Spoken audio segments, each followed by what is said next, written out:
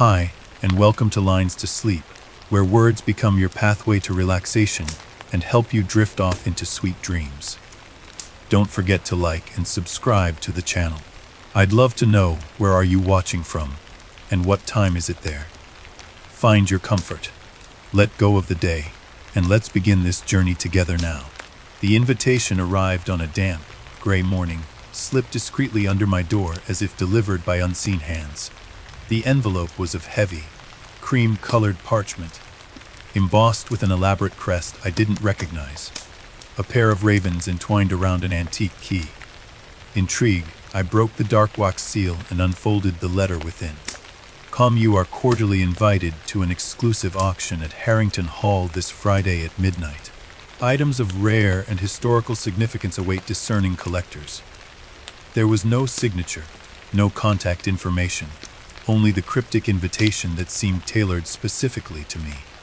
As a collector of the macabre and the unusual, I was no stranger to clandestine gatherings where one might procure artifacts not available to the general public. Yet, something about this invitation felt different, more intimate, more urgent. I spent the next few days in restless anticipation, combing through my extensive library for any mention of Harrington Hall. References were scarce, but I pieced together a fragmented history. The manor had stood isolated on the outskirts of town for centuries, shrouded in mystery and whispered rumors. Tales of its eccentric owners and unexplained occurrences were woven into local folklore, though few had ever seen the estate up close. Friday arrived, and as midnight approached, I found myself navigating the winding, fog-laden roads leading to the hall.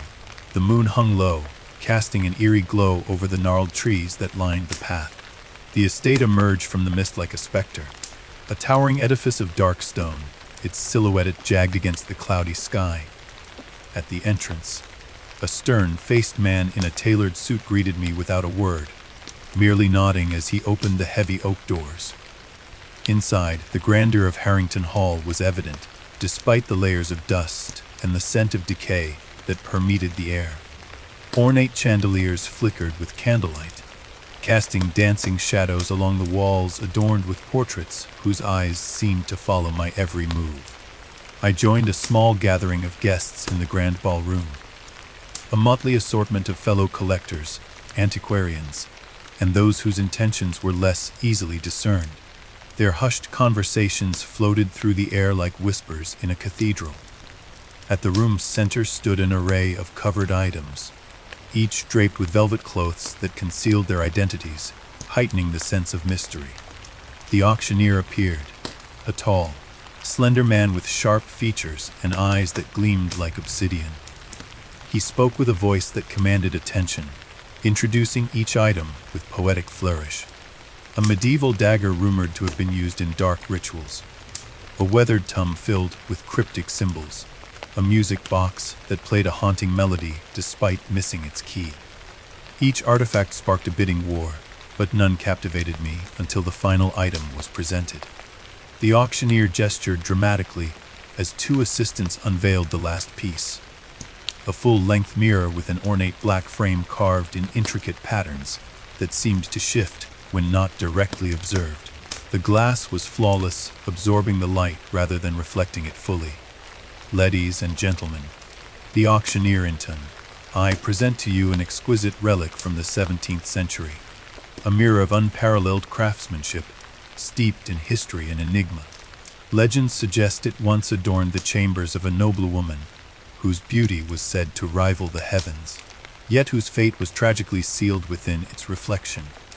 A murmur rippled through the crowd. I felt an inexplicable pull toward the mirror, as if it called to a part of me I hadn't known existed. My heart quickened, and a subtle chill traced down my spine. The bidding shall commence at £10,000, the auctioneer declared. A gloved hand rose across the room. 15, a woman in a crimson dress announced. 20, countered a heavyset man with a handlebar mustache. 30, I found myself saying, the word escaping my lips before I'd fully processed it. The room turned to regard me, surprise flashing in their eyes. The bidding escalated rapidly. 40, the woman snapped, her gaze narrowing. 50, I responded without hesitation. 60, 70, I said, my voice steady despite the adrenaline surging within me. The room fell silent. The woman glared at me, her eyes burning with a mix of anger and something else. Was it fear? She hesitated before lowering her gaze. 70,000 pounds. Going once if going twice as sold. The auctioneer's gavel struck with a resounding thud. A sense of triumph washed over me, tinged with an undercurrent of unease. As the formalities were settled, I approached the mirror. Up close, the craftsmanship was even more extraordinary. The carvings along the frame depicted scenes of both exquisite beauty and harrowing darkness. Angels entwined with demons, clocks melting into infinity, eyes peering from swirling vortices. Careful with this one, the auctioneer said quietly as I ran my fingers along the frame. These say it carries a heavy history. I glanced at him, intrigued. Stories and superstitions, I replied lightly. Artifacts like this always come with tales. He gave a thin smile. Indeed, but some stories have a way of lingering. Outside, the fog had thickened, cloaking the world in a silvery haze. The mirror was carefully loaded into my van, secured with straps to prevent any damage during transit. As I prepared to depart, the woman in the crimson dress appeared beside my window. "That mirror is not what you think it is," she said, her voice low and urgent. I raised an eyebrow. "Oh, and what do you believe it to be?" "An object best left alone." Her eyes bore into mine. "Return it to where it belongs before it's too late." Before I could respond, she vanished into the mist, leaving only the lingering echo of her warning. I shook my head, dismissing her theatrics as a poor attempt to rattle me out of buyer's remorse.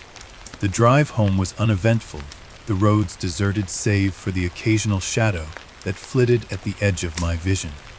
I chalked it up to fatigue, the aftermath of adrenaline, and the lateness of the hour. By the time I arrived at my estate, a sprawling manor that reveled Harrington Hall in both age and character, the sky had begun to lighten with the first hints of dawn. Inside, I directed my staff to place the mirror in my private study, a room reserved for my most cherished acquisitions. It sat against the far wall between towering bookshelves filled with volumes on history, art, and the occult. As I stood back to admire it, a strange sensation stirred within me, a mix of elation and an unsettling whisper at the fringes of my consciousness. Exhaustion finally overtook me, and I retired to my chambers.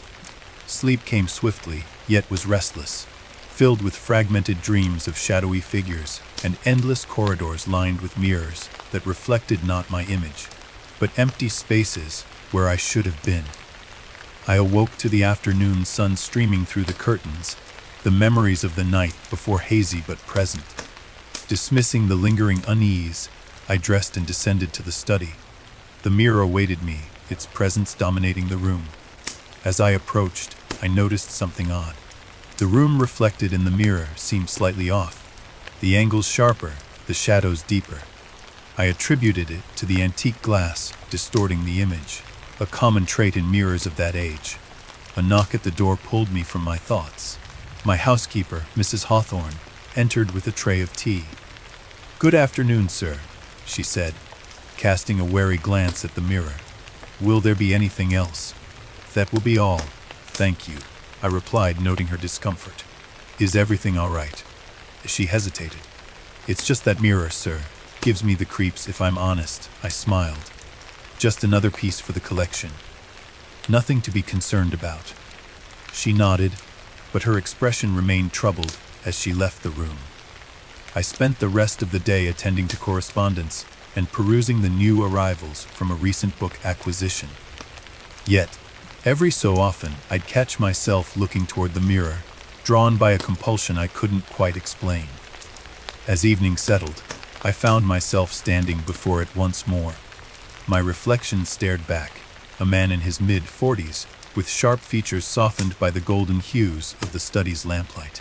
But as I gazed deeper, the background in the mirror seemed to ripple subtly, like heat rising from asphalt. I blinked, and the image steadied. A trick of the light, no doubt. I reminded myself that antique mirrors often had imperfections, That night, as I lay in bed, the silence of the house pressed in around me. I listened to the rhythmic ticking of the grandfather clock down the hall, a sound that usually brought comfort. Tonight, however, it seemed to amplify the emptiness. A faint whisper reached my ears, a barely audible susurration that could have been the wind or the settling of old wood. But as I focused, I realized it carried a distinct cadence, almost forming words just beyond comprehension. I sat up, straining to listen. The whispering ceased. Chiding myself for letting my imagination get the better of me, I lay back down.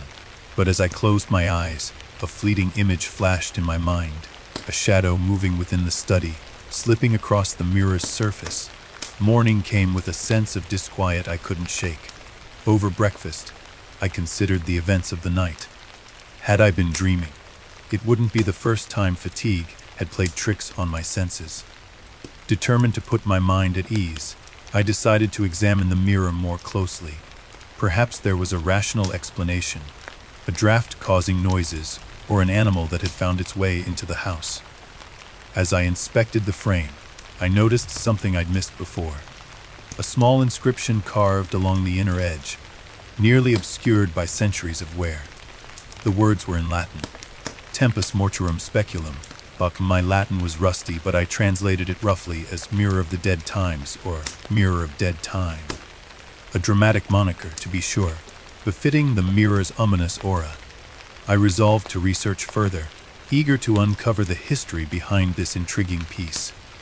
Little did I know that this pursuit would lead me down a path from which there would be no easy return.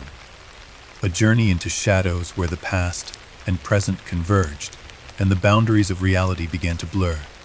As the day faded into twilight, I caught a glimpse of movement in the mirror, a fleeting silhouette that vanished when I turned to look behind me. The room was empty. A chill settled into my bones. Perhaps Mrs. Hawthorne was right to be uneasy. Just a trick of the light, I whispered to myself, though doubt had already taken root. Unbeknownst to me, the mirror had begun to awaken, and with it, the echoes of lives long forgotten were stirring, eager to be seen once more. The first night after acquiring the mirror, a heavy silence draped itself over my home. The customary creaks and murmurs of an old mansion were absent, replaced by a stillness that pressed against my ears like cotton. After a light supper, I retreated to my study, eager to spend time with my newest acquisition. The mirror stood proudly against the wall, its black frame absorbing the lamplight. The intricate carvings along its edges seemed to twist and writhe if I looked at them from the corner of my eye. I told myself it was a mere trick, a play of shadows and fatigue. Yet, an undercurrent of disquiet tugged at my senses. I settled into the leather armchair facing the mirror, a glass of brandy in hand. The amber liquid caught the warm glow of the lamps, casting a soft radiance.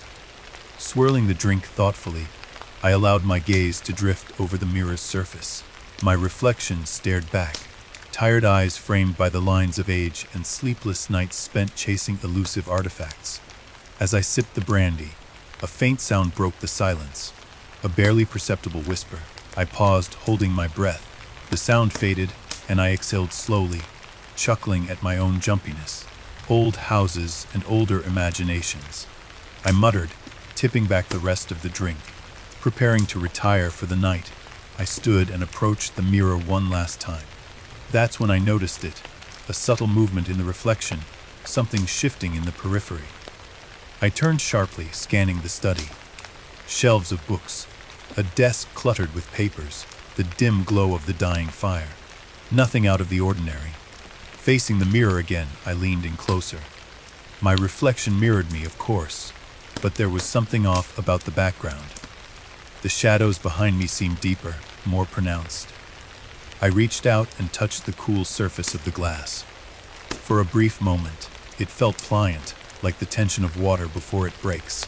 I recoiled, blinking rapidly. When I touched it again, it was solid, a cold, unyielding surface. Perhaps the brandy was stronger than I thought. I mused, shaking my head. Determined not to succumb to frivolous imaginings, I extinguished the lamps and left the study.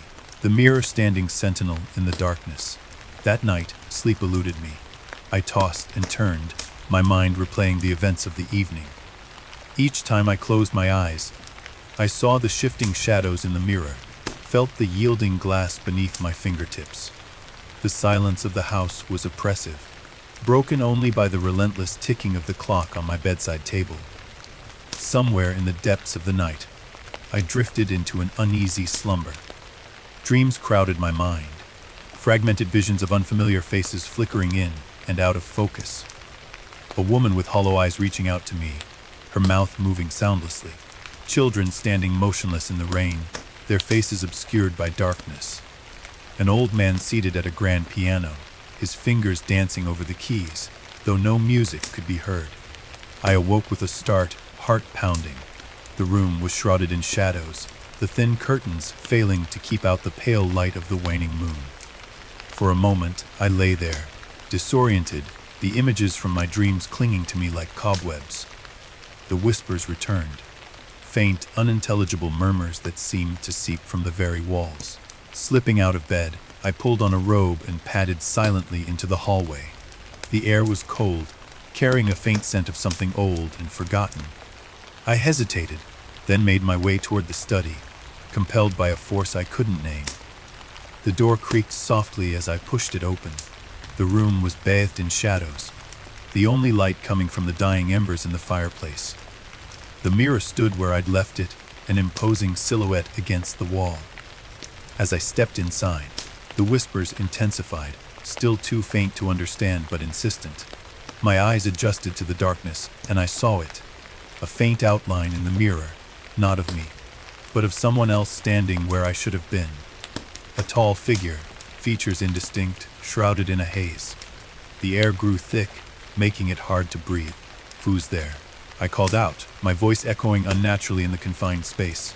Silence. I crept closer, my pulse thrumming in my ears.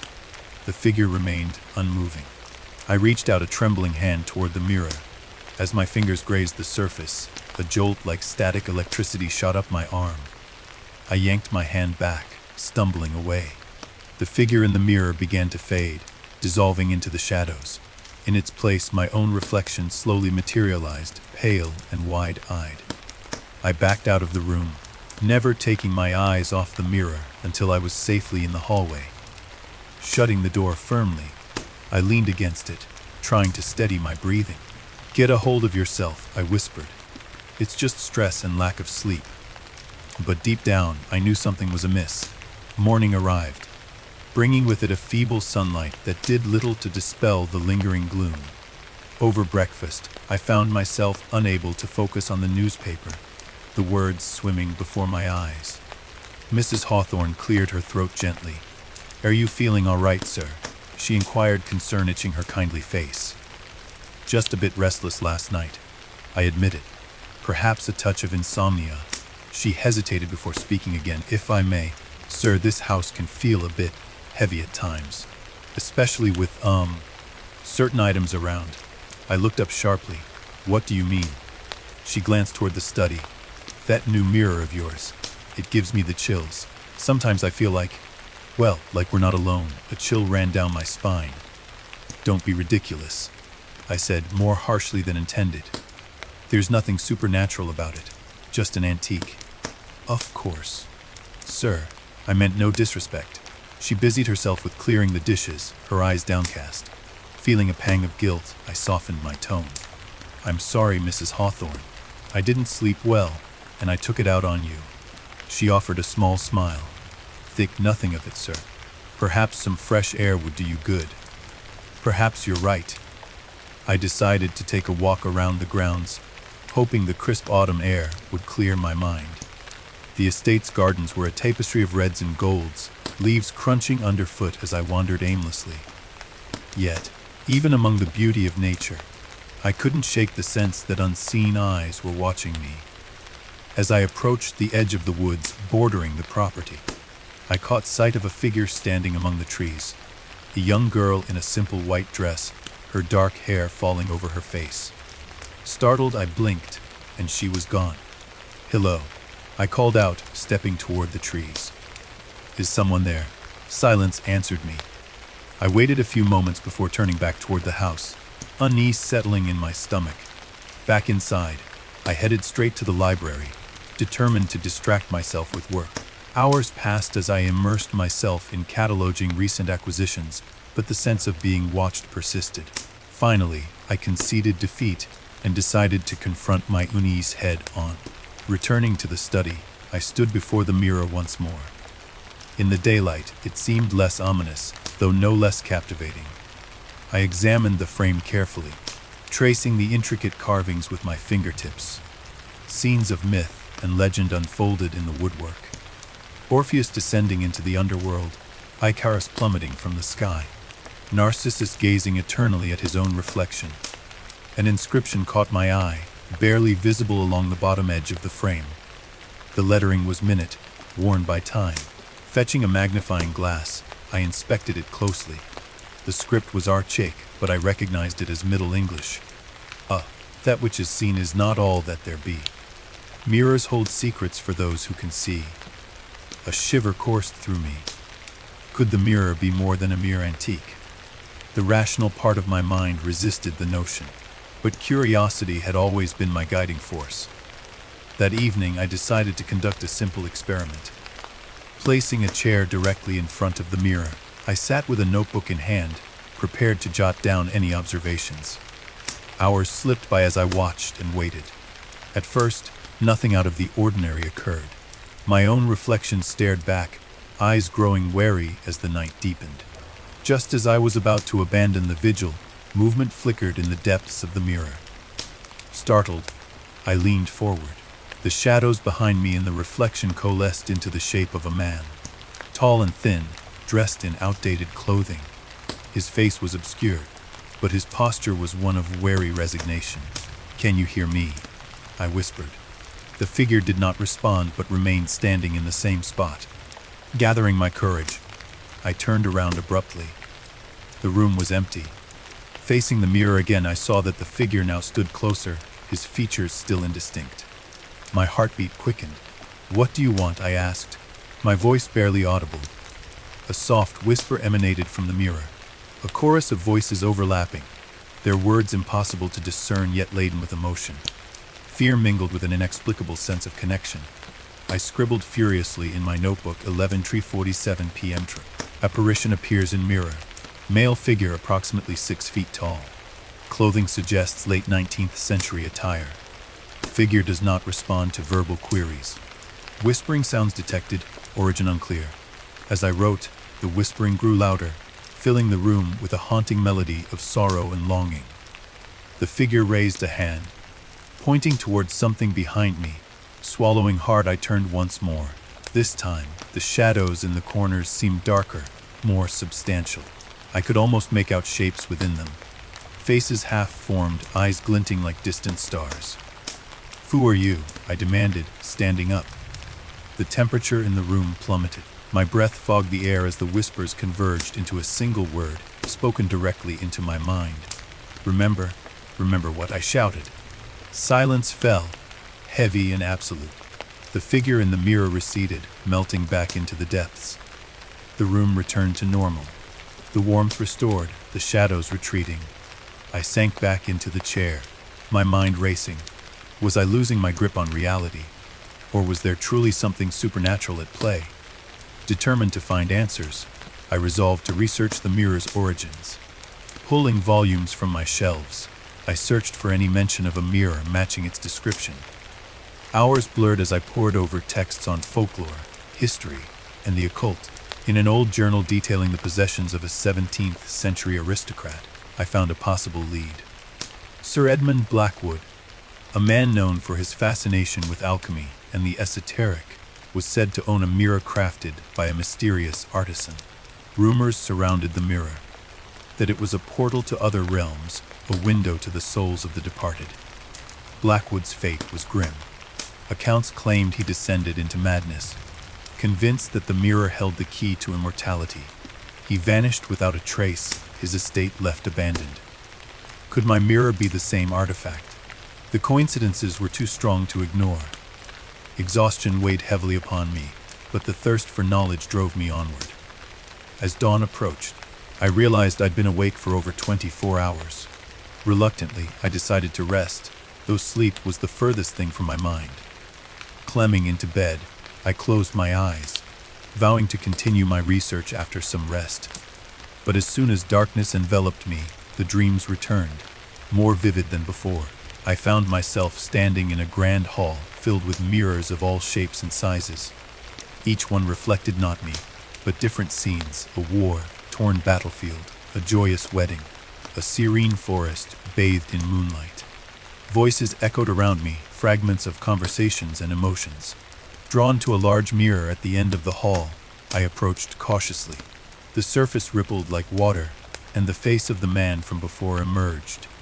This time, his features were clear, sharp cheekbones, hollow eyes filled with a desperate plea. "Help us," he whispered. I reached out to touch the mirror, and a surge of energy jolted me awake. I sat upright, drenched in sweat, my heart racing. Sunlight filtered through the curtains, signaling the start of a new day. But for me, it was the continuation of a mystery that had only deepened. I knew then that the mirror was no ordinary object. It was a conduit, a bridge between worlds, perhaps. And those whispers weren't just echoes, they were calls for help. But what could I do? The line between reality and the supernatural had blurred, and I stood precariously on its edge. Driven by a mix of fear and fascination, I resolved to uncover the truth, no matter where it led me. Little did I know that this path would entangle me with forces beyond my understanding and set in motion events that could not be undone. As I prepared to face whatever lay ahead, a single thought echoed in my mind. The word the apparition had spoken: remember. But remember what? The answer lay somewhere within the depths of the mirror. A secret waiting to be unveiled, a whisper from the past reaching out across time. And I was determined to listen. The morning sun filtered through the tall windows of my study, casting elongated rectangles of light across the parquet floor. Dust motes danced in the beams, swirling lazily as they caught the golden rays. I sat at my desk, a spread of ancient manuscripts and notes before me, yet my attention kept drifting toward the mirror. It stood against the far wall, its ornate black frame absorbing the light rather than reflecting it. The intricate carvings seemed to shift, subtly whenever I glanced away, a play of shadows and highlights that gave the illusion of movement. I dismissed it as a trick of the eye, a result of the masterful craftsmanship and my own tiredness. Last night's unsettling experiences lingered at the edges of my consciousness. The whispers, the fleeting shadows. I chastised myself for letting superstition encroach upon reason. After all, I was a man of intellect, a collector and scholar. My life was grounded in the tangible, the historical, the provable. Determined to dispel any residual unease, I decided to give the mirror a thorough cleaning. It was, after all, a prized addition to my collection. It deserved proper care. Fetching a soft cloth and a bottle of gentle cleaner, I approached the mirror with renewed purpose.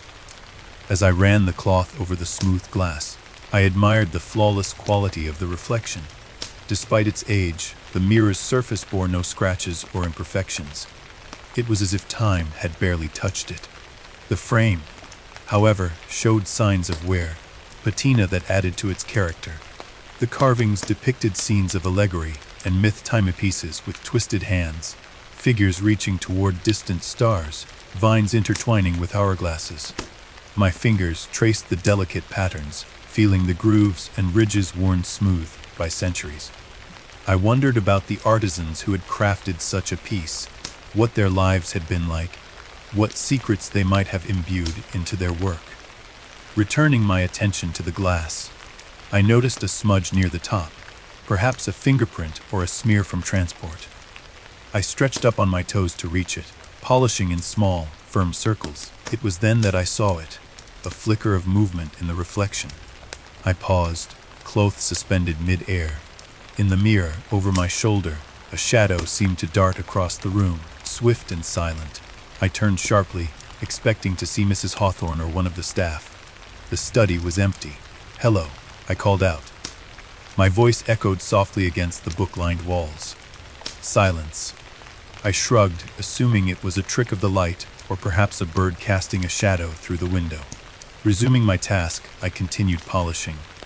But as I worked, the sensation of being watched settled over me like a heavy cloak. The hairs on the back of my neck prickled. Out of the corner of my eye, the shadow flickered again, a brief, indistinct shape moving behind me. This time, my heart skipped a beat.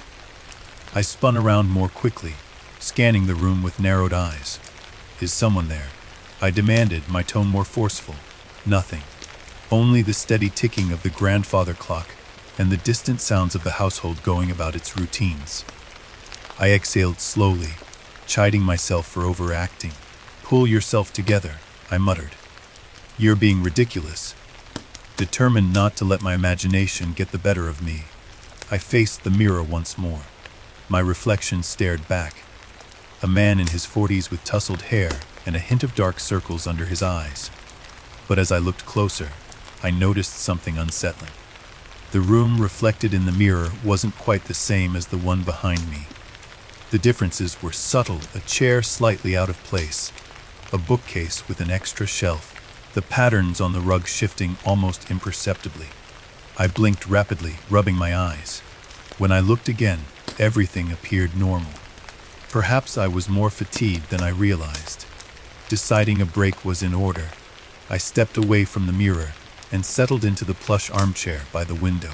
I picked up a book at random, an old volume of poetry, and let my mind wander as I turned the pages.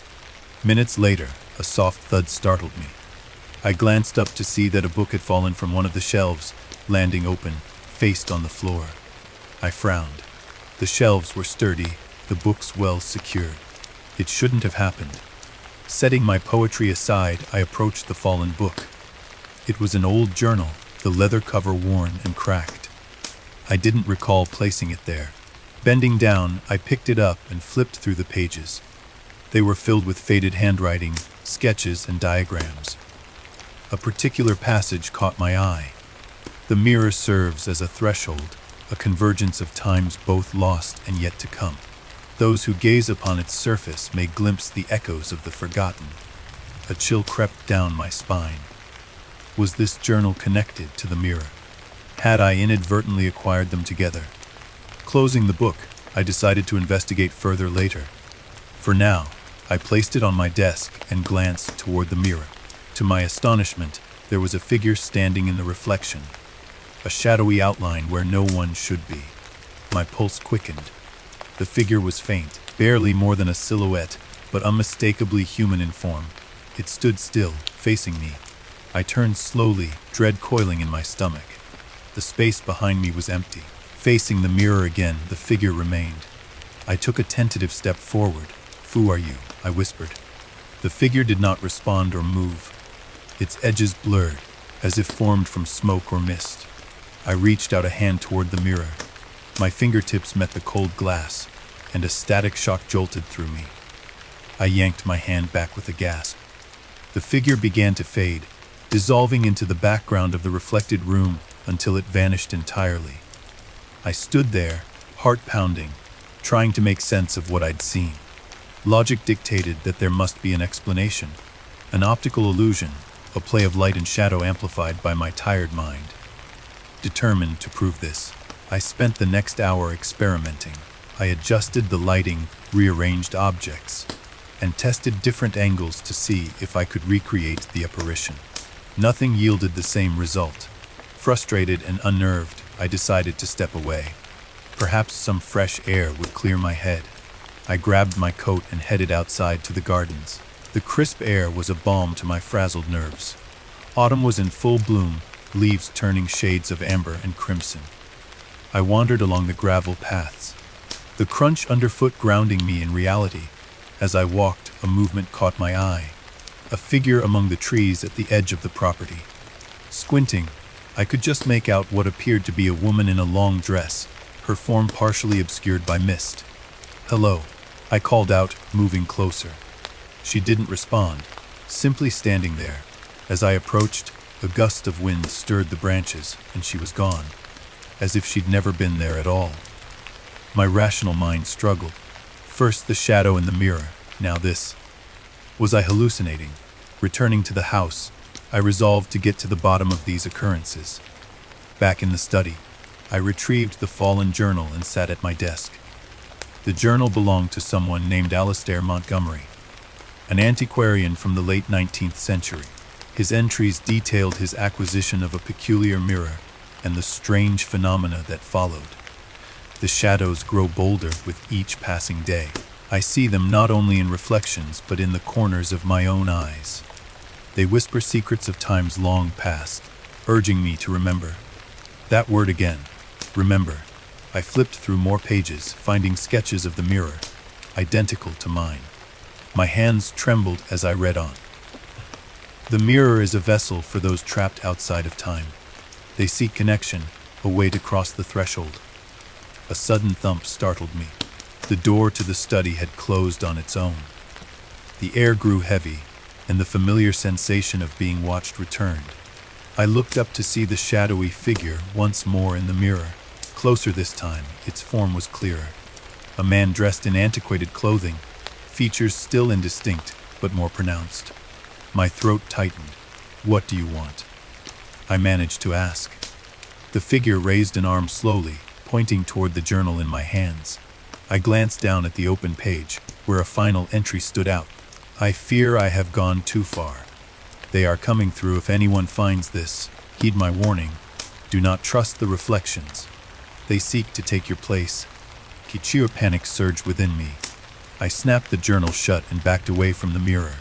"Enough," I said aloud, trying to assert control. "This is absurd." But even as I spoke, the figure in the mirror stepped closer to the surface, as if pressing against it from the other side. The glass rippled like water around his outline. I grabbed the cloth and tossed it over the mirror's surface, breaking the visual connection. The room fell into an oppressive silence. Breathing heavily, I paced the study. My logical mind grappled with the irrational experiences. Was I succumbing to the same madness that had claimed Alastair Montgomery? Or was there truly something anomalous about the mirror? Deciding that I needed guidance, I resolved to consult with someone who might provide answers. There was a historian in town, Professor Jonathan Thornton, known for his expertise in occult artifacts. Perhaps he could shed light on this enigma. Making a call, I arranged to meet him the following afternoon. That night, sleep was a distant hope. I locked the study door, but still felt uneasy. Every creak of the house, every rustle of leaves outside amplified my tension. Around midnight, I heard faint footsteps in the hallway. Rising cautiously, I opened my bedroom door. The corridor was dark, illuminated only by the sliver of moonlight filtering through a window. "Mrs. Hawthorne," I called softly. No response. As I stepped into the hallway, a shadow moved at the far end, a figure turning the corner toward the staircase. "Wait." I hurried after it, my heartbeat echoing in my ears. Reaching the landing, I peered down the stairs. The foyer below was empty. The front door was closed, undisturbed. A whisper drifted up from the darkness. A familiar word carried on an intangible breath. "Remember, remember what?" I shouted into the emptiness. Silence. Returning to my room, I sat on the edge of the bed, head in my hands. I felt unmoored from reality, trapped between disbelief and the undeniable experiences confronting me. Dawn arrived mercifully, bringing with it a semblance of normalcy. I prepared for my meeting with Professor Thornton, hoping he could offer a rational explanation, or at least a path forward. At the university's grand library, I was greeted by the professor, a wary man with keen eyes behind wire-rimmed glasses. "Ah, a pleasure to see you," he said, shaking my hand firmly. "You mentioned you had questions about an artifact." "Yes." I produced photographs of the mirror and recounted the recent events, careful to frame them objectively. He studied the images thoughtfully. "Interesting. This mirror bears resemblance to certain artifacts associated with temporal anomalies and spiritual conduits." Temporal anomalies. Wes. Throughout history, mirrors have been considered gateways, portals between worlds, times, even dimensions. Legends speak of mirrors that can trap souls or reflect more than mere physical images. I hesitated before asking, "Do you believe such things are possible?" He smiled wryly. A's a historian, I deal in facts and documented accounts. But I've learned not to dismiss the power of belief and the mysteries that defy explanation. I showed him the journal. His eyebrows rose as he examined it. Alistair Montgomery. Now there's a name I haven't encountered in some time. He was quite the enigma. A man obsessed with the convergence of time and consciousness. His writings suggest the mirror is dangerous. Perhaps. Thornton closed the journal gently. Objects can carry energies, especially if they have a tumultuous history. Professor, am I in danger? He met my gaze seriously. I can't say for certain, but if you're experiencing phenomena you can't explain, it might be wise to distance yourself from the mirror. Dispose of it. At the very least, remove it from your living space. Some artifacts are better left undisturbed. Leaving the university, I felt a mix of relief and trepidation. Thornton's advice was pragmatic, but part of me resisted the notion of abandoning the mirror. I was drawn to it, compelled to understand the mysteries it held. Back home, I stood outside the study door, key in hand. After a moment's hesitation, I unlocked it and stepped inside.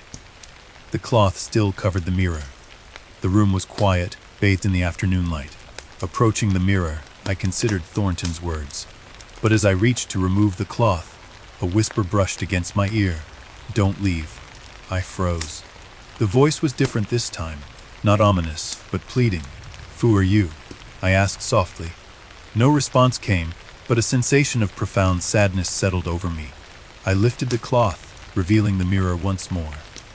My reflection gazed back, but behind me, the room appeared subtly altered. The colors muted, the lighting dimmer, and then I saw her, a woman standing behind me in the reflection. She was ethereally beautiful, with long dark hair and eyes that held centuries of sorrow. I turned swiftly.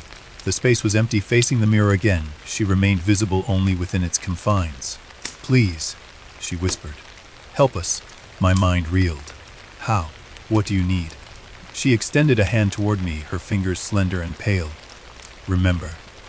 The word resonated deep within me, unlocking a flood of memories not my own. Flashes of lives lived, moments lost to time, echoes of laughter and tears. Overwhelmed, I staggered back. The connection broke, and the mirror's reflection returned to normal. I sank to the floor, breathless. The veil between worlds had been lifted, if only for a moment. In that instant, I understood.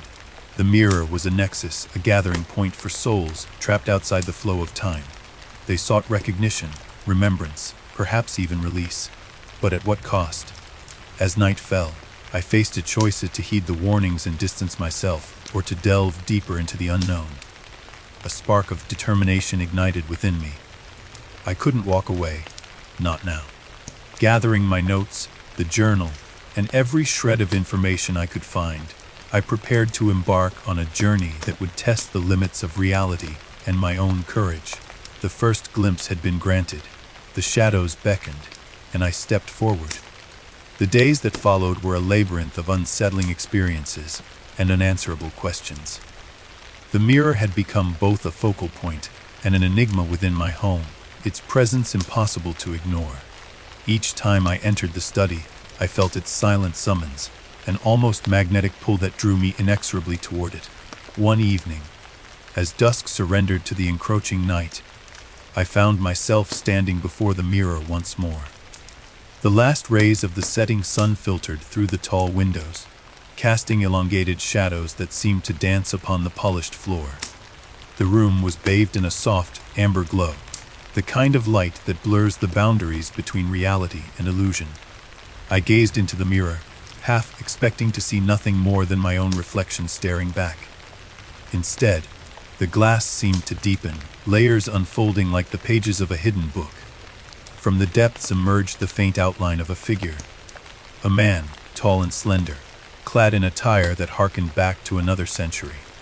His silhouette was hazy, as though viewed through a veil of mist, yet his presence was unmistakable. My heart quickened. I blinked half, convinced that fatigue was conjuring phantoms before my eyes. But when I looked again, he remained. The man's features sharpened gradually, revealing a pale face framed by dark, tousled hair. His eyes were striking, a piercing gray that seemed to hold both wisdom and sorrow. He wore a well-tailored coat with ornate buttons, a vest, and a cravat, all indicative of 19th century fashion. "Who are you?" I whispered, my breath fogging the glass ever so slightly. He did not respond. Instead, his gaze locked onto mine, conveying a silent plea. He raised a hand slowly, pointing to something beyond the frame of the mirror. I followed the invisible line of his gesture to the bookshelf behind me, filled with volumes I had collected over the years. Turning back to the mirror, I found that the man had been joined by another figure, a little girl, no more than 7 years old. She clutched a tattered doll to her chest, her large eyes wide with a mixture of fear and curiosity. Her hair fell in loose curls around her face, and she wore a simple dress that appeared antiquated, the fabric worn and faded. A chill settled over me, yet it was not entirely unpleasant. There was something profoundly human in their expressions, a yearning that transcended time. I felt compelled to communicate, to bridge the gap between our worlds. "Can you hear me?" I asked, enunciating each word carefully. The girl nodded subtly, her gaze flickering between me and the man. He placed a protective hand on her shoulder, his eyes never leaving mine. They seemed to be waiting for something, an action or acknowledgement on my part. I thought of the inscription on the mirror's frame, Tempus Mortuorum Speculum, the mirror of dead time, an object steeped in history and perhaps a conduit to the past. Could these be the souls of those long departed, reaching out across the chasm of years? My rational mind rebelled at the notion, but the evidence was there, staring me in the face. Literally. "Do you need help?" I ventured cautiously. The man inclined his head ever so slightly, while the girl stepped forward, pressing her small hand against the inner surface of the mirror. Instinctively, I raised my own hand to match hers, a pane of glass the only barrier between us. A gentle warmth emanated from the mirror, seeping into my fingertips. Images flooded my mind, fragmentary glimpses into lives not my own, laughter echoing in sunlit gardens, the aroma of fresh bread in a bustling kitchen, melodies played on a grand piano. Then, darker scenes, a raging fire consuming a grand estate, hurried whispers in shadowed corridors, a sense of profound loss. I staggered back, breaking the connection.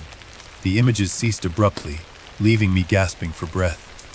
When I looked up, the figures were gone, the mirror reflecting only my own pale visage. Resolute to uncover the truth, I immersed myself in research. Late into the night, I pored over historical records, property deeds, and genealogical charts, seeking any link to the faces I'd seen. Hours blurred as I delved deeper into archives, both physical and digital. A breakthrough came when I stumbled upon the chronicles of the Weatherby family, prominent landowners in the 1800s whose ancestral home once stood on the very grounds where my estate was built. Among the faded photographs and handwritten diaries, I found them, the man and the girl from the mirror, Thomas Weatherby and his daughter, Elisa. According to the accounts, tragedy had struck the family when a fire ravaged their home, claiming the lives of Thomas, Elisa, and several servants. Rumors hinted at foul play, whispers of debts unpaid and rivals seeking vengeance. The surviving Weatherbys sold the land, and over time, the story faded into obscurity. A weight settled upon me as I closed the dusty ledger. The spirits of Thomas and Eliza were trapped, bound to the place of their demise, reaching out for closure, or perhaps justice.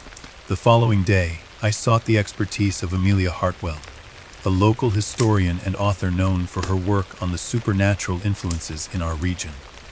We met at a quaint cafe nestled on a cobblestone street, the aroma of fresh coffee mingling with the scent of old books from the adjoining shop.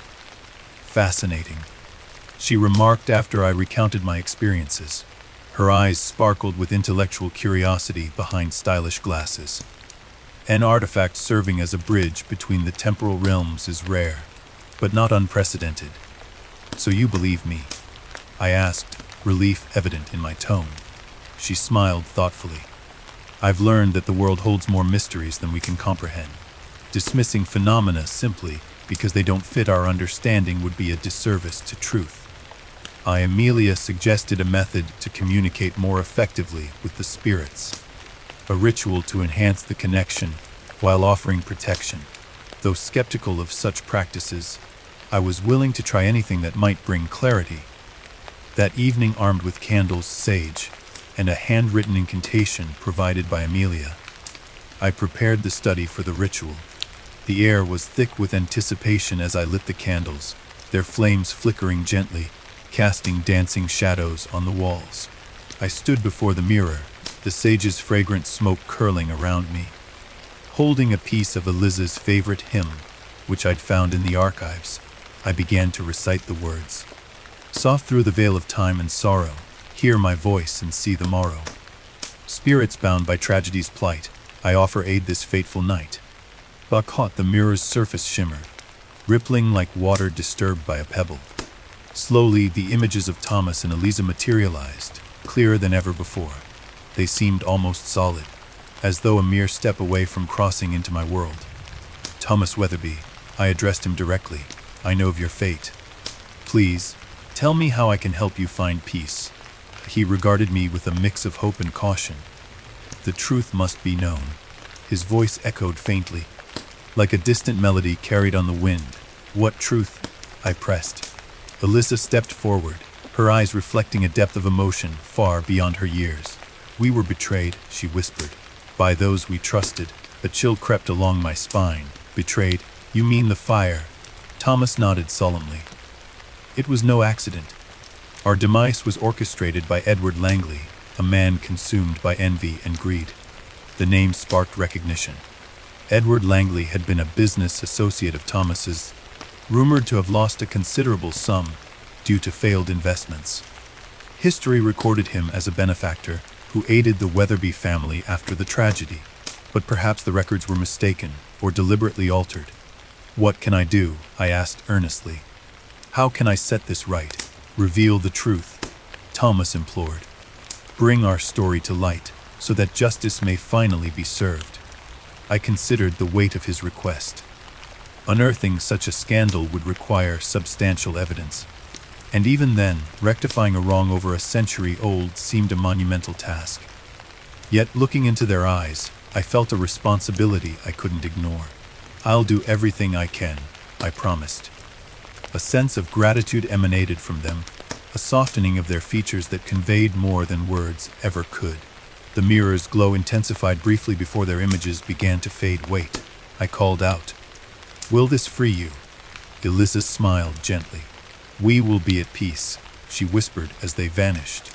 Over the next weeks, I dedicated myself to uncovering the hidden truths of the Weatherby tragedy. I scoured forgotten files, corresponded with distant relatives, and even ventured into the dilapidated remnants of Langley's estate, now a tangle of overgrown gardens and crumbling walls. In a hidden compartment within an old desk, I found a collection of letters, correspondence between Edward Langley and an associate, detailing their plans to sabotage Thomas Weatherby. The letters were explicit, indisputable evidence of their culpability. Publishing an article in a respected historical journal, I laid out the findings with meticulous care. The story garnered attention, sparking renewed interest in local history, and prompting discussions about the ethical responsibilities of historical narratives. One evening, as I reflected on the whirlwind of events, I returned to the mirror. The study was quiet, the glow of the fireplace casting a warm ambience. Thomas, Eliza, I called softly. The mirror remained still for a moment before their images appeared once more. This time, there was a lightness about them, a liberation that hadn't been there before. Thank you, Thomas said, his voice filled with relief. Eliza beamed, her eyes bright with joy. We can rest now. A profound sense of fulfillment washed over me. I'm glad, I replied sincerely. May you find peace. But they nodded in unison before their forms dissolved into a cascade of light that shimmered and dispersed. Leaving the mirror's surface clear and reflective, I believed the ordeal was over, that I had fulfilled my role in this peculiar chain of events. However, that night, as I slept, vivid dreams invaded my mind, dreams of countless faces, all reaching out, all bound by unseen chains. I awoke with a start, drenched in sweat. The clock on the mantel chimed midnight, its tones resonating ominously in the silence. A faint whisper echoed through the room, "Remember us." I sat up, heart pounding. Who's there? The temperature dropped sharply, my breath visible in the pale moonlight. Shadows coalesced in the corners, and the mirror in the adjoining study began to glimmer faintly. Rising cautiously, I approached the study, each step heavy with trepidation. The mirror awaited, an enigmatic sentinel. As I stood before it, the glass clouded, and new faces emerged. A multitude of souls, their expressions a tapestry of despair and hope. Men, women, children, all lost, all seeking recognition. "Please," they implored in a unified murmur. "Help us." The enormity of the situation crashed over me like a tidal wave. Had I inadvertently opened a conduit to countless restless spirits? The thought was overwhelming. "I don't know if I can," I confessed, my voice trembling. A figure stepped forward, a woman with cascading auburn hair and eyes the color of the sea before a storm. "You have the gift," she said softly. "The mirror chose you." "Chose me? For what purpose?" "To be our bridge," she explained.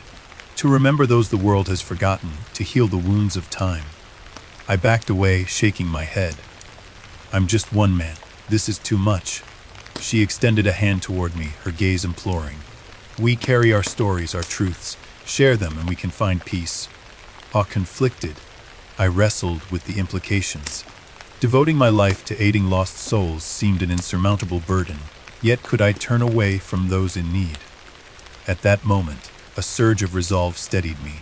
Perhaps this was my path, unexpected though it may be. "I will try," I agreed cautiously. "But I need guidance." A gentle smile touched her lips. "We will help each other." But over the ensuing months, my life transformed in ways I couldn't have imagined. By day, I continued my work as a collector and historian. By night, I became a conduit for the voices of the past. The mirror served as a portal through which stories long buried were brought to light. Each tale was unique. A forgotten love, an injustice unavenged, a message left unsent. I chronicled them all, ensuring that their legacies endured. Of course, not every encounter was benign. Darker entities lingered, shadows that sought to sow chaos rather than find peace. Yet, with each challenge, I grew more adept at navigating the delicate balance between our world and theirs. Amelia became an invaluable ally, her knowledge and unwavering belief providing support when doubts crept in.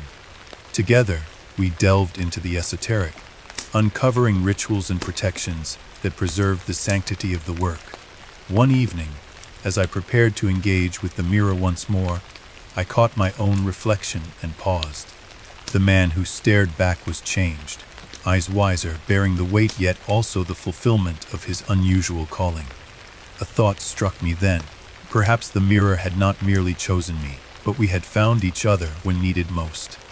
As I turned to face the gathering spirits, I felt neither fear nor hesitation. Instead, there was a sense of purpose, a clarity that had eluded me for much of my life. "Tell me your story," I said, and the mirror responded with a soft, ethereal glow. The journey was far from over, but I embraced the path ahead. The encounters in reflection had become more than mere apparitions. They were bridges between the fragments of time, connecting the tapestry of human existence. And so, with open heart and mind, I stepped forward into the unknown, ready to listen, to remember, and to give voice to the echoes of the past. The morning air was crisp as I awoke, the remnants of unsettling dreams clinging to my consciousness like cobwebs. Shadows of figures I couldn't place lingered in my mind, their faces obscured yet hauntingly familiar. Determined to shake off the disquiet, I resolved to delve deeper into the history of the mirror. Perhaps uncovering its past would dispel the growing unease that had settled over my home. I began my investigation in the mansion's vast library, a room that had always been a refuge for me. Floor to ceiling shelves overflowed with volumes on history, art, and the occult. If the mirror had a story to tell, I was certain I could find whispers of it here. Pulling out dusty tomes and ancient manuscripts, I started my research. Hours slipped by as I pored over texts, my fingers tracing the faded ink of forgotten eras. My search, however, yielded little more than general folklore about mirrors. Superstitions about broken glass bringing 7 years of bad luck, tales of mirrors as portals to other realms, and the belief that mirrors could capture a person's soul. Frustrated but undeterred, I turned to my collection of historical auction records and provenance documents. It was then that I stumbled upon a reference to a mirror matching the description of mine. A large, ornate piece with a distinctive black frame, sold at an estate auction in the late 18th century. The mirror had belonged to a Countess Isabella Morale, a recluse rumored to dabble in the dark arts. Intrigued, I dug deeper. According to the records, the Countess had acquired the mirror from a Venetian artisan named Lorenzo di Rossi, renowned for his exquisite craftsmanship, and, more ominously, his alleged involvement with secret societies obsessed with immortality and time manipulation. Legends about Di Rossi were plentiful yet vague. Some claimed he was an alchemist who infused his creations with mystical properties. Others whispered that he made a pact with otherworldly entities, embedding pieces of souls into his works. I decided to consult a trusted expert in antiquities and the occult, Dr. Margaret Caldwell. An old friend, Margaret was a historian with a particular interest in esoteric artifacts. I arranged to meet her at her bookshop, an establishment as eccentric as the woman herself, nestled in a narrow alleyway known only to a select few. The bell above the door tinkled softly as I entered. Inside, the scent of aged paper and incense enveloped me. Shelves teetered under the weight of rare books, and curiosities filled every available space. Well, isn't this a surprise? Margaret's eyes sparkled behind her wire-rimmed glasses as she approached. To what do I owe the pleasure? I laid out my findings, showing her sketches of the mirror and recounting the unsettling occurrences since it had come into my possession. She listened intently, fingertips pressed together. Lorenzo di Rossi, you say. Now there's a name that carries weight in certain circles. You've heard of him. Indeed. She moved to a locked cabinet, retrieved a leather-bound volume, and laid it reverently on the table. This is a compendium of artifacts attributed to Di Rossi. He was more than a craftsman. He was an innovator who blurred the lines between art and the arcane. Flipping to a page depicting a familiar mirror, she continued, "This piece is known as the Specchio Nero, the Black Mirror. It's said to be one of his masterpieces, infused with the essence of time itself." A chill ran down my spine. What does that mean? According to legend, Di Rossi sought to conquer the confines of time.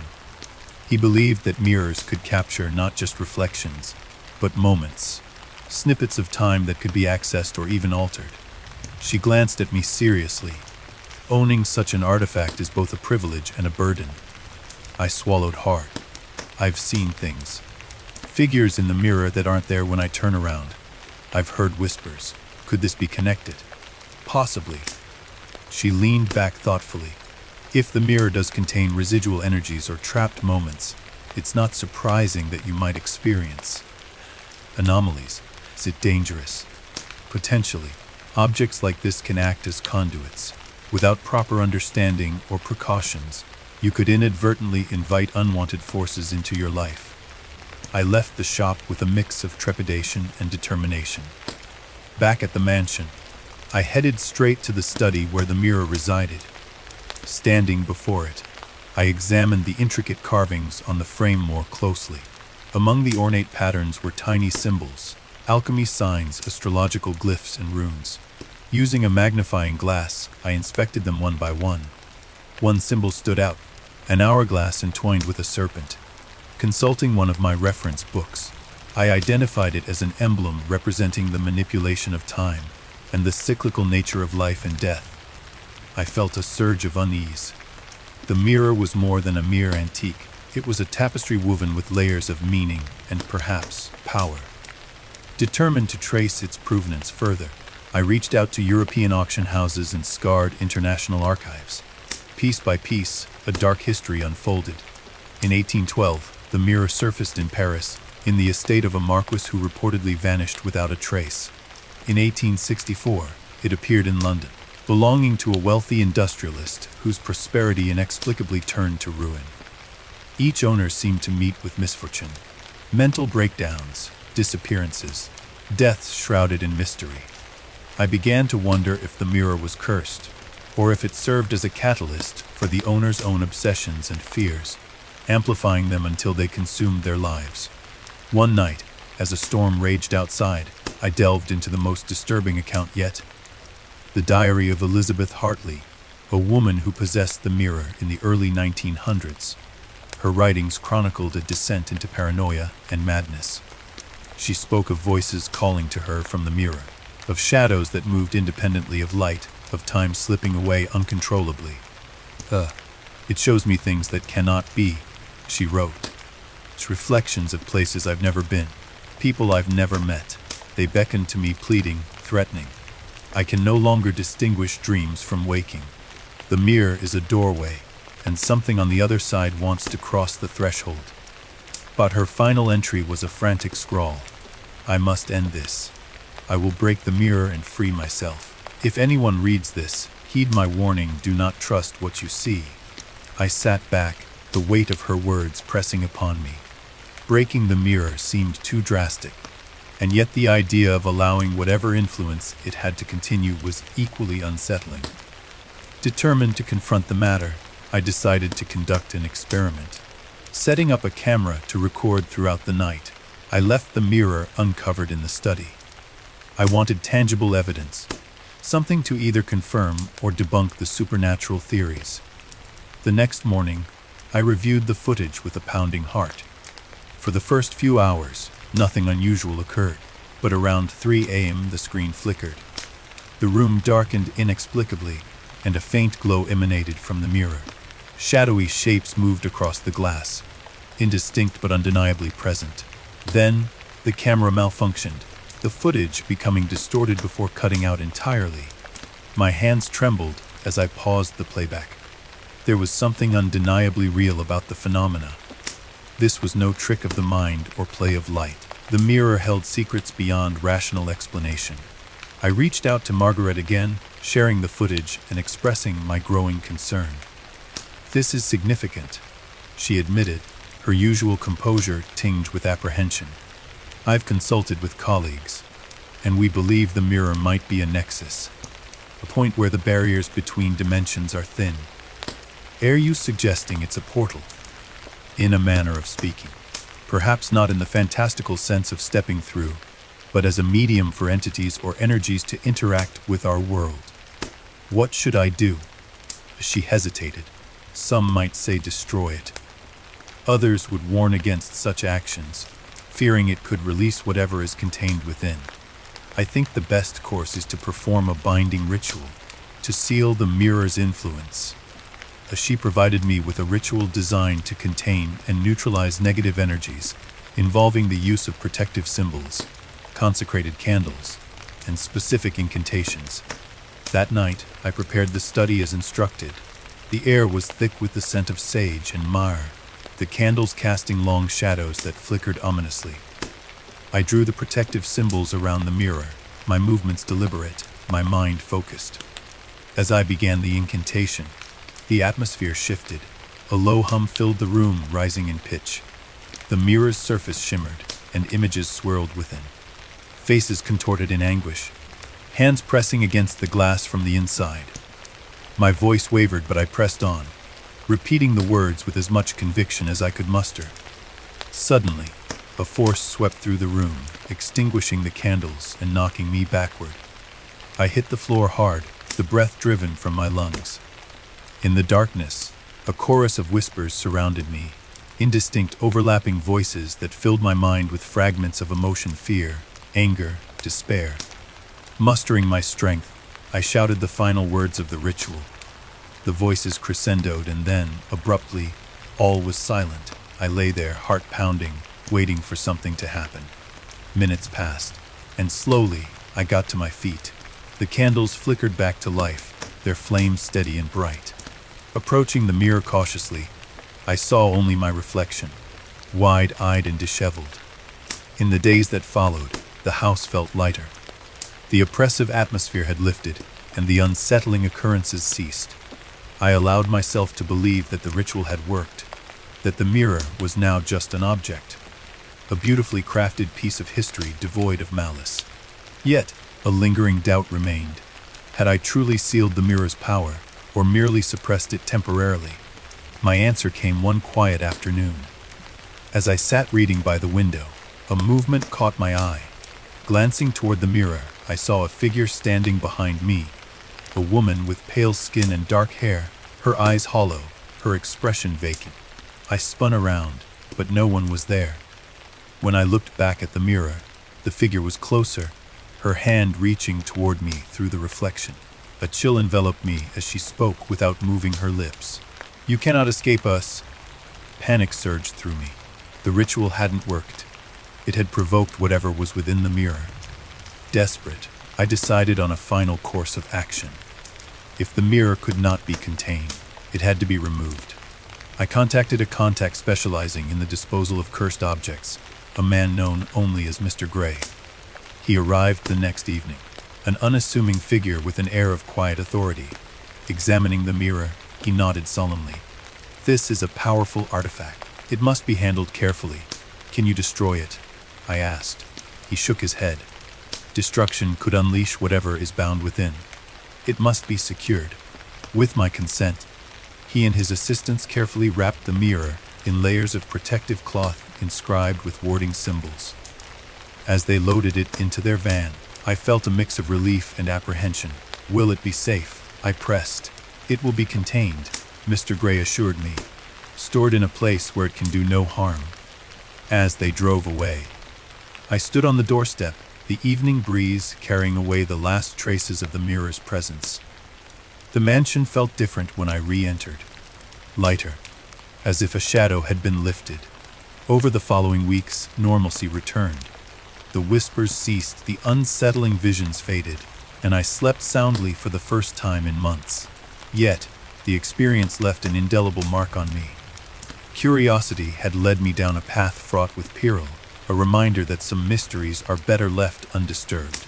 I continued my pursuits with renewed caution, mindful of the fine line between fascination and obsession. One day, a package arrived. Small wooden box sealed with wax. Inside was a note from Mr. Gray. "The mirror is secured. You showed wisdom in letting it go. Be vigilant, for not all such objects can be contained. Should you encounter others, you know where to find me." But beneath the note was a simple pendant, a protective talisman. I slipped it into my pocket, a silent acknowledgement of lessons learned.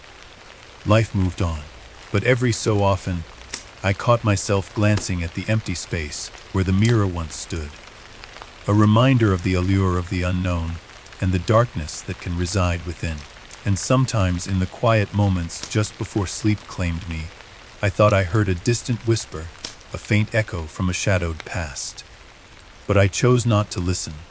Sleep had become a treacherous venture, a descent into realms where the boundaries of reality blurred with the fabric of nightmares. Each night, as darkness cloaked my home, I found myself dreading the inevitable surrender to slumber. The whispers that once echoed softly in the corners of my mind had grown louder, morphing into vivid dreams that left me drained and disoriented upon waking. It began subtly at first, a shadow darting just beyond the edge of perception, a distant voice calling my name in the twilight between wakefulness and sleep. I dismissed these as remnants of the day's stress, figments conjured by an overactive imagination fueled by my recent fixation on the mirror's mysteries. But as the nights wore on, the dreams intensified, taking on a life of their own. One night, I found myself wandering through a dense forest shrouded in mist. The trees towered above, their twisted branches reaching out like gnarled fingers. The air was thick with the scent of damp earth and decay. I could hear whispers rustling through the leaves, a language unfamiliar yet hauntingly intimate. As I moved deeper into the woods, the path behind me vanished, swallowed by the encroaching darkness. Panic set in, but an unseen force compelled me forward. Ahead, a clearing opened up to reveal an ancient stone altar bathed in an ethereal glow. Surrounding it were figures draped in tattered robes, their faces obscured by shadow. They chanted in unison, a low, rhythmic hum that resonated deep within my bones. As I approached, they turned toward me in a synchronized motion, their eyes glinting like distant stars. One stepped forward, extending a skeletal hand toward me. I jolted awake, sweat-soaked sheets tangled around me, heart pounding against my ribcage.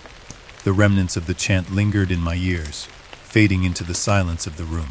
It was just a dream, I told myself, rubbing my temples. But the vividness of it unsettled me. The following nights offered little respite. I dreamt of places I had never been.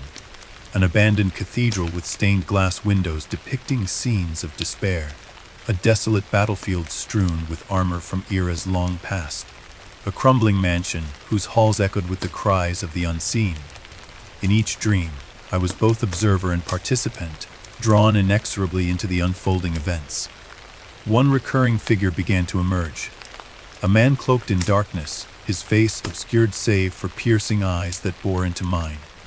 He appeared at the periphery of each dream, watching silently, his presence a harbinger of unease. I tried to confront him, to speak, but my voice would fail, and I would awaken before any answers could be gleaned. Days blurred together as fatigue took its toll. I moved through life in a haze, my thoughts clouded, focus fragmented. Mrs. Hawthorne noticed the change. "Are you feeling all right, sir?" she inquired gently one morning as she set down my breakfast tray. I forced a reassuring smile. "Just a bit under the weather, thank you." She hesitated, concern etching lines on her kindly face. "Perhaps some rest would do you good." Rest. The irony was not lost on me. I nodded absently, not trusting myself to speak further. Determined to regain control, I sought solace in my research, diving deeper into the mirror's origins. I scoured texts on dream analysis, the subconscious, and the influence of artifacts on the human psyche. One book, Excedos of the Mind, The Unseen Influence of the Arcane, caught my attention. Its pages detailed accounts of objects imbued with energies that could permeate one's dreams, bridging the gap between the physical and metaphysical realms. Could the mirror be exerting such an influence? It seemed plausible, given the timing of the nightmare's onset. Yet, acknowledging this possibility opened the door to darker implications, that my very mind was becoming a battleground for forces beyond my understanding. That evening, as the sun dipped below the horizon, I stood before the mirror, its black frame absorbing the fading light. My reflection stared back, eyes shadowed and wary. I placed a hand on the cold glass, half expecting a pulse or vibration. Nothing. Just the silent, unyielding surface. "Is this your doing?" I whispered, feeling foolish yet compelled. The room remained still, the only sound the faint ticking of the clock on the mantelpiece. I let out a sigh, turning away. As I did, a flicker of movement caught my eye. Glancing back, I saw a shadow not my own slip across the mirror's surface, a fleeting silhouette disappearing into the depths. A chill prickled along my spine. The rational part of my mind argued it was a trick of the light, but doubt had already taken root. That night, sleep claimed me reluctantly. I drifted into a dream where I stood on the edge of a vast abyss, the void stretching infinitely below. The cloaked man appeared beside me. "It's time," he intoned, his voice echoing as if from a great distance. "Time for what?" I managed to ask, my voice sounding small. He turned to face me, and beneath the hood, I saw myself. Older, haggard, eyes filled with despair. "To awaken," he replied, placing a hand on my shoulder. I felt a surge of vertigo as the ground gave way. I was falling, spiraling into darkness, the wind roaring past my ears. Just before impact, I awoke with a gasp, gasping for air as if I had truly plummeted from a great height. The pounding of my heart subsided slowly. I glanced at the clock. 3:33 a.m., the witching hour, some called it. Sleep was now a distant hope.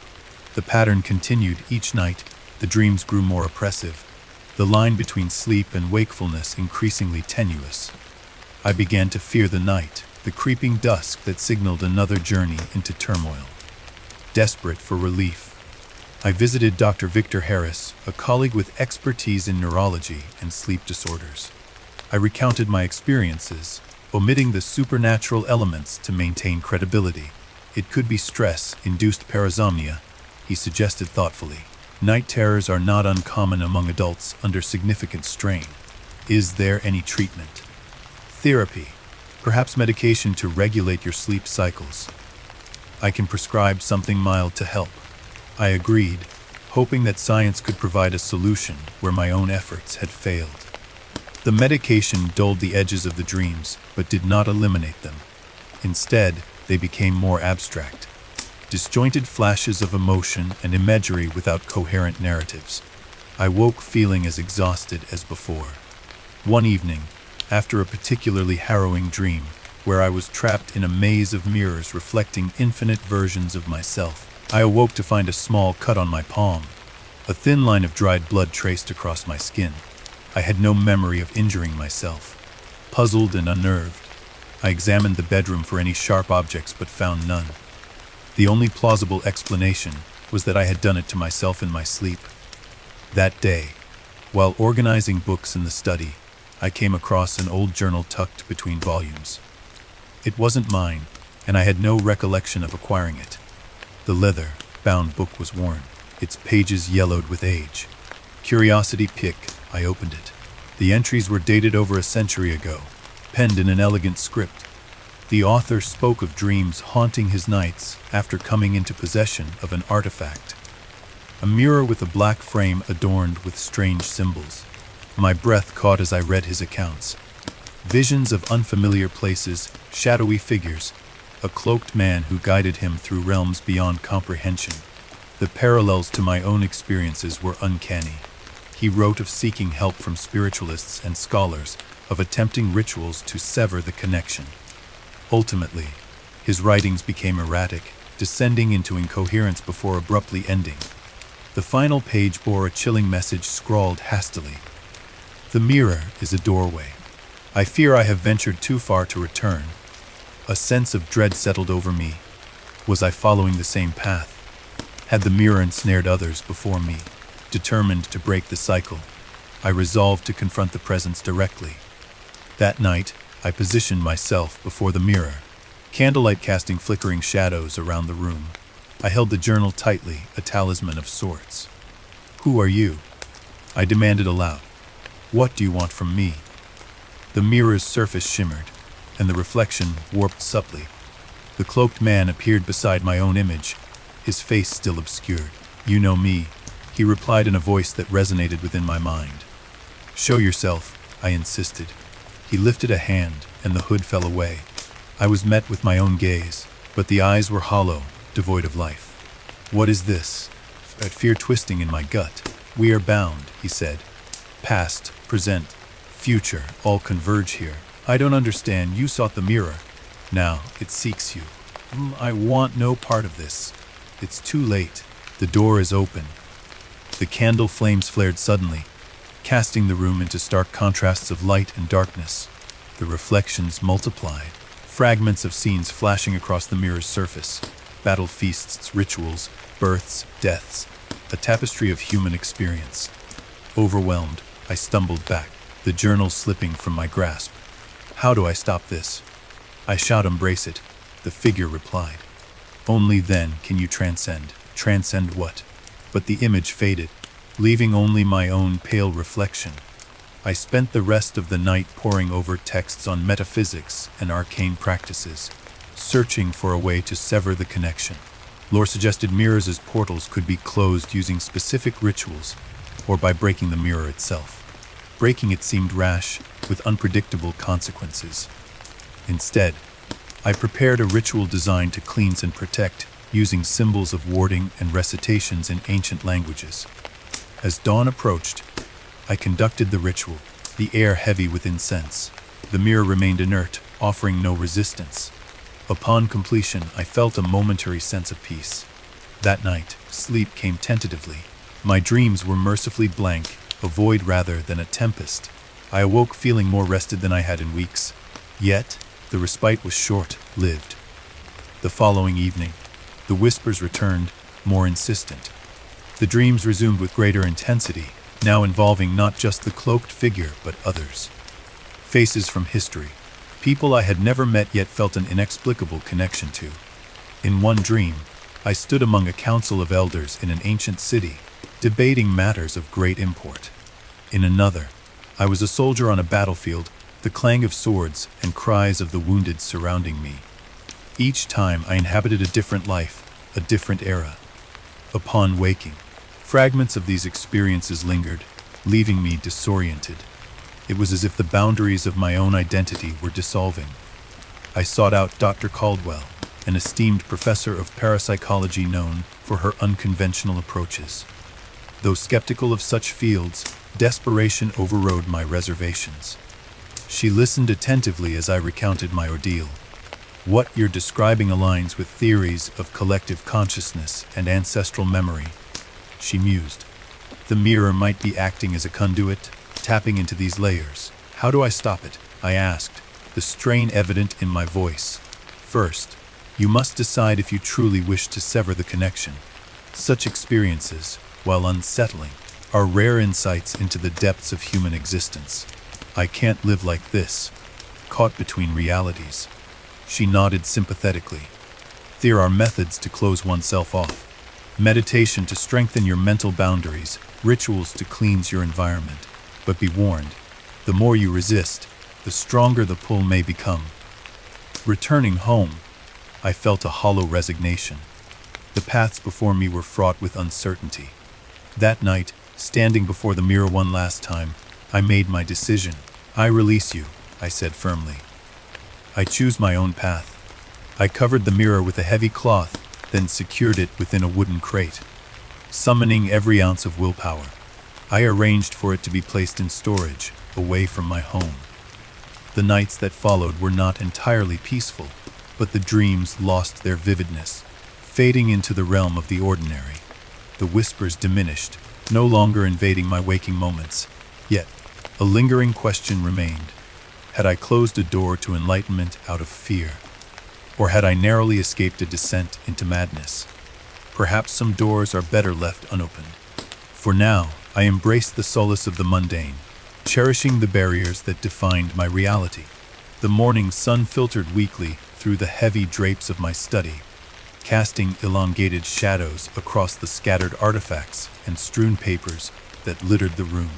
Sleepless nights had become a recurring theme, each one leaving me more fatigued than the last. The whispers, the visions in the mirror, they were becoming more frequent, more insistent. I knew I couldn't continue down this path alone. If I were to uncover the truth behind the mirror's mysteries, I needed the guidance of someone well versed in such arcane matters. It was with this realization that I recalled Professor Reginald Whitaker, a renowned historian specializing in enchanted artifacts and occult phenomena.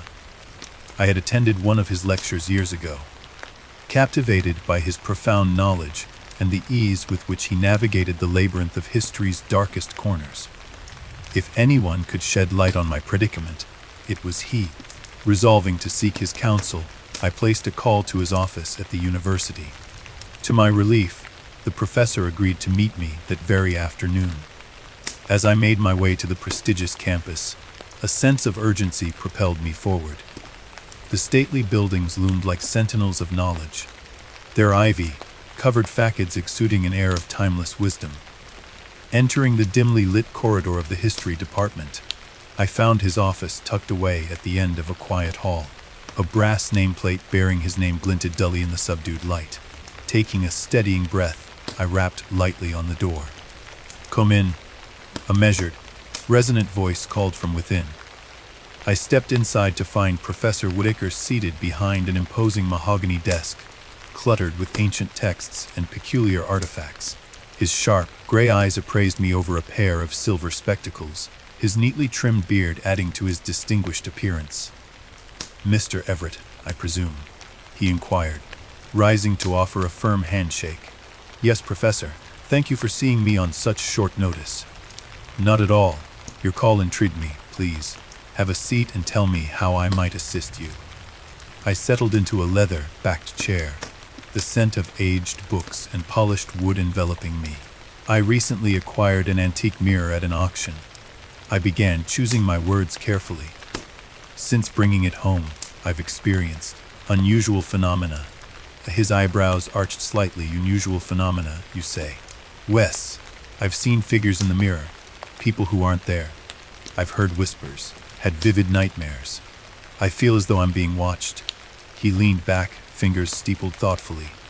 Describe the mirror to me. It's large, full length, with an ornate black frame carved in intricate patterns. Symbols and images that seem almost alive. There's an inscription as well, though I haven't been able to translate it fully. Do you have a photograph of it? I produced a snapshot from my coat pocket and handed it to him.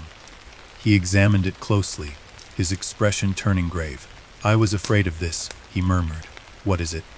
He set the photograph down gently. This mirror is not just a decorative piece. It's known in certain circles as the mirror of dead time. A chill ran down my spine. What does that mean? It's believed to have been crafted by an occultist named Elias Grimm in the 17th century. Grimm was notorious for his experiments with time manipulation and the soul's essence. Legend has it that he imbued certain objects with the ability to capture and trap souls. I felt a knot forming in my stomach. Are you saying the figures I've seen are trapped souls? It's a possibility, he confirmed solemnly. Artifacts like this are rare and dangerous. They act as prisons, or perhaps conduits, for entities caught outside the natural flow of time. I struggled to process this revelation. But why me? Why is this happening now? He regarded me intently. Objects such as this have a way of choosing their owners. Or perhaps more accurately, they resonate with certain individuals, those who are sensitive to the veil between worlds. I didn't ask for any of this.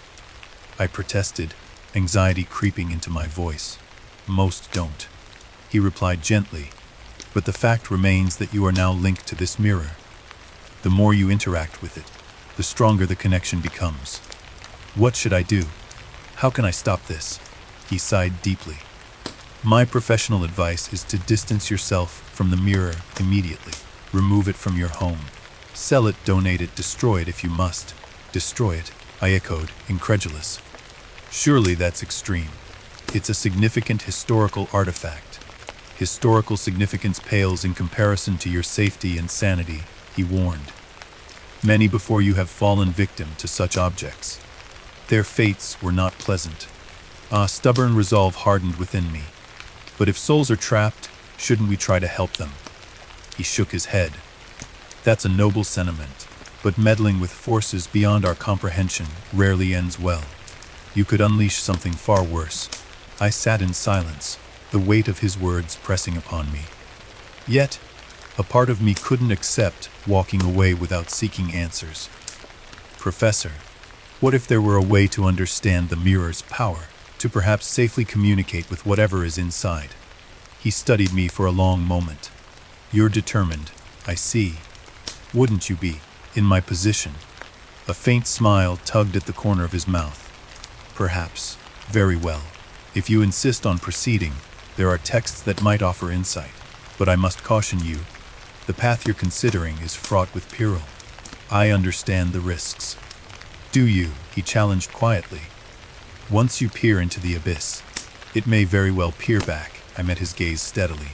I need to know. He nodded slowly. In that case, I'll provide you with some resources. He stood and moved to a tall cabinet, retrieving an old leather-bound book adorned with arcane symbols. This is the Shadow Tome, a compendium of knowledge on mystical artifacts and rituals. It references objects similar to your mirror. I accepted the book reverently. Thank you. Remember, knowledge is a double-edged sword. Use it wisely. As I left his office, the sky had darkened, a storm brewing on the horizon. The wind whipped around me as I made my way home, the professor's warnings echoing in my mind. Doubt flickered momentarily, but curiosity and a burgeoning sense of responsibility propelled me forward. Back at the mansion, I retreated to the study, the mirror looming silently in its customary place. I placed the Shadow Tome on the desk and began to pore over its cryptic contents. Pages depicted illustrations of mirrors, portals, and trapped spirits, accompanied by dense passages in archaic languages. Hours slipped by unnoticed until I found a section titled Rituals of Unveiling and Protection. It outlined a ceremony designed to safely establish communication with entities bound to objects, while shielding the practitioner from malevolent influences. I gathered the required materials: white candles, sage, a silver talisman, and arranged them according to the diagrams. The air grew thick with the scent of sage as I lit the candles, their flames casting wavering shadows across the room. Standing before the mirror, talisman in hand, I began to recite the incantation.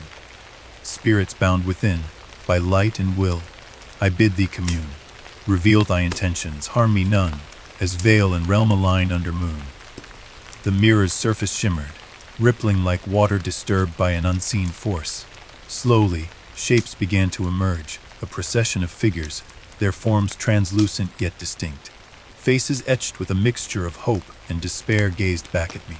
One stepped forward, a woman with gentle features, her eyes reflecting centuries of sorrow. "Please," she whispered, her voice echoing faintly. "Free us." "How?" I asked aloud, heart pounding. "Break the chains," she implored. "Sever the ties that bind us to this prison. Is it the mirror? Does destroying it release you?" Before she could answer, a dark shadow loomed behind her, a malevolent presence that sent a jolt of fear through me. Its eyes glowed with a sinister light, and tendrils of darkness extended toward the woman, pulling her back. "Wait," I shouted. The shadow turned its gaze upon me, a chilling smile spreading across its indistinct face. "You meddle in affairs beyond your understanding," it hissed. "Who are you?" I demanded, struggling to maintain my composure. "I am the keeper of this realm," it replied. "And you are not welcome." The protective talisman grew warm in my hand, a reassuring pulse of energy. "I seek only to help those trapped." "Foolish mortal," the entity sneered. "Your fate is sealed, as is yours should you persist." Summoning my courage, I raised the talisman. "By the light that guides and the will that shields, I command you to depart." A surge of energy emanated from the talisman, striking the mirror and causing the shadow to recoil with a furious shriek. The figures behind it began to fade, their expressions a mixture of gratitude and fear. The mirror's surface quaked violently, cracks spider-webbing across the glass. The candles extinguished abruptly, plunging the room into darkness. I stumbled backward, the afterimage of the entity's glare burned into my vision. Breathless, I fumbled for a light switch, relief flooding me as the room was bathed in a warm glow. The mirror stood intact, the cracks I thought I'd seen nowhere to be found. My hands trembled, the talisman now cool against my palm. In the silence that followed, I contemplated the gravity of what had transpired. The professor's warnings had been well-founded. I had glimpsed the dangers lurking within the mirror, dangers that threatened not only those trapped but myself as well. Yet, amidst the peril, there was a glimmer of hope. The souls within it reached out to me, seeking liberation. Could I, in good conscience, abandon them now? The choice weighed heavily upon me. To proceed meant defying forces beyond mortal reckoning. To retreat meant condemning those souls to an eternity of suffering. As dawn approached, I made my decision. I would return to Professor Whitaker, not to heed his counsel of avoidance, but to seek his aid. Perhaps together, we could devise a way to safely release the trapped souls without unleashing the darkness that guarded them. I penned a letter explaining my intentions and requesting an urgent meeting. Sealing it, I resolved to deliver it to his office at first light. Sleep eluded me. The night's events replaying endlessly in my mind. The faces in the mirror, the woman's plea, the entity's ominous threat, all etched themselves deeply into my consciousness. Whatever the cost, I knew I couldn't turn back. The path ahead was fraught with danger, but also with the possibility of redemption, for the souls within the mirror, and perhaps, in some way for myself. As the first rays of sunlight pierced the horizon, I readied myself for the challenges to come, unaware of just how profound the consequences of my choices would be. The morning air was crisp as sunlight filtered through the heavy drapes of my study. Books and artifacts lay strewn across the mahogany desk, remnants of my feverish research into the mirror's origins. Despite my exhaustive efforts, answers remained elusive. Frustration gnawed at me, and a peculiar notion took hold, that perhaps the key to this enigma lay not in the mirror itself, but within the very walls of my own home. My mansion was a labyrinth of rooms and corridors, its construction spanning several generations. Many of its secrets had long been forgotten, buried beneath layers of renovations and time. I resolved to explore every inch of it, convinced that somewhere within its depths I might uncover a clue. I began my search in the library, a grand room lined floor to ceiling with shelves of leather-bound volumes. The scent of aged paper and polished wood was comforting, a stark contrast to the unease that had settled over me in recent days. As I ran my fingers along the spines of the books, a sense of nostalgia washed over me. How many hours had I spent here, lost in worlds crafted by the minds of others? My reverie was interrupted when one of the books, a hefty tome on architectural history, refused to budge from its place. Puzzled, I tugged harder, and to my surprise, the entire shelf shifted slightly. My heart quickened. Was this merely a quirk of old construction, or had I stumbled upon something more? I pressed against the shelf, and with a groan of old hinges, it swung inward to reveal a narrow passageway descending into darkness. A rush of stale air greeted me, carrying with it the scent of damp stone and forgotten memories. I hesitated for a moment, aware of the cliché, but curiosity spurred me forward. Retrieving a flashlight from a nearby drawer, I stepped into the passage. The walls were lined with rough, hewn stone, and the floor was covered in a thin layer of dust, undisturbed for who knew how long. I proceeded cautiously, the beam of light cutting through the darkness. At the end of the corridor, I found a heavy wooden door bound with iron. It bore no handle, only a keyhole shaped like an ornate fleur-de-lis. I tried the knob, but it was locked tight. Frustration bubbled up once more, but I was undeterred. If this room had been hidden away, there must be a reason. Returning to the study, I recalled an old ring of keys that had belonged to my grandfather, an eccentric man with a penchant for collecting antiquities. After some searching, I found the keys tucked away in a dusty cabinet. Back at the locked door, I tried each one in turn until, with a satisfying click, the lock gave way. The door creaked open to reveal a chamber frozen in time. Dust motes danced in the air, illuminated by the shaft of light from my flashlight. The room was modest in size, its walls adorned with portraits covered by sheets. Furniture draped in cloth stood like ghostly figures in the gloom. As I pulled the coverings from the portraits, my breath caught in my throat. The faces staring back at me were eerily familiar. The same figures I had seen in the mirror. A dignified man with somber eyes, a young woman with a serene smile, and a child clutching a doll. Each painting was exquisitely detailed, capturing not just their likeness, but an essence of life that seemed to transcend the canvas. How was this possible? I had never seen these portraits before, yet they had been here all along, hidden within my own home. A sense of destiny settled over me, as if I had been led to this moment by forces unseen. Among the items in the room, I discovered a journal resting on a pedestal. Its leather cover was embossed with the same intricate patterns that adorned the mirror's frame. Hands trembling, I opened it to the first page. The handwriting was elegant yet firm. To whomever finds this journal, know that you tread upon a path fraught with peril and revelation. The mirror is both a gift and a curse, a conduit between worlds that few can comprehend. Our family's fate is bound to it, and now, so is your ta. The entries detailed the experiences of my ancestor, Jonathan Hargrave, a man whose existence I had not known of until now. He wrote of discovering the mirror in a far-off land and bringing it back to the mansion. Like me, he began to see figures within it, and his obsession grew. One passage stood out. "And the mirror shows us what was and what could be.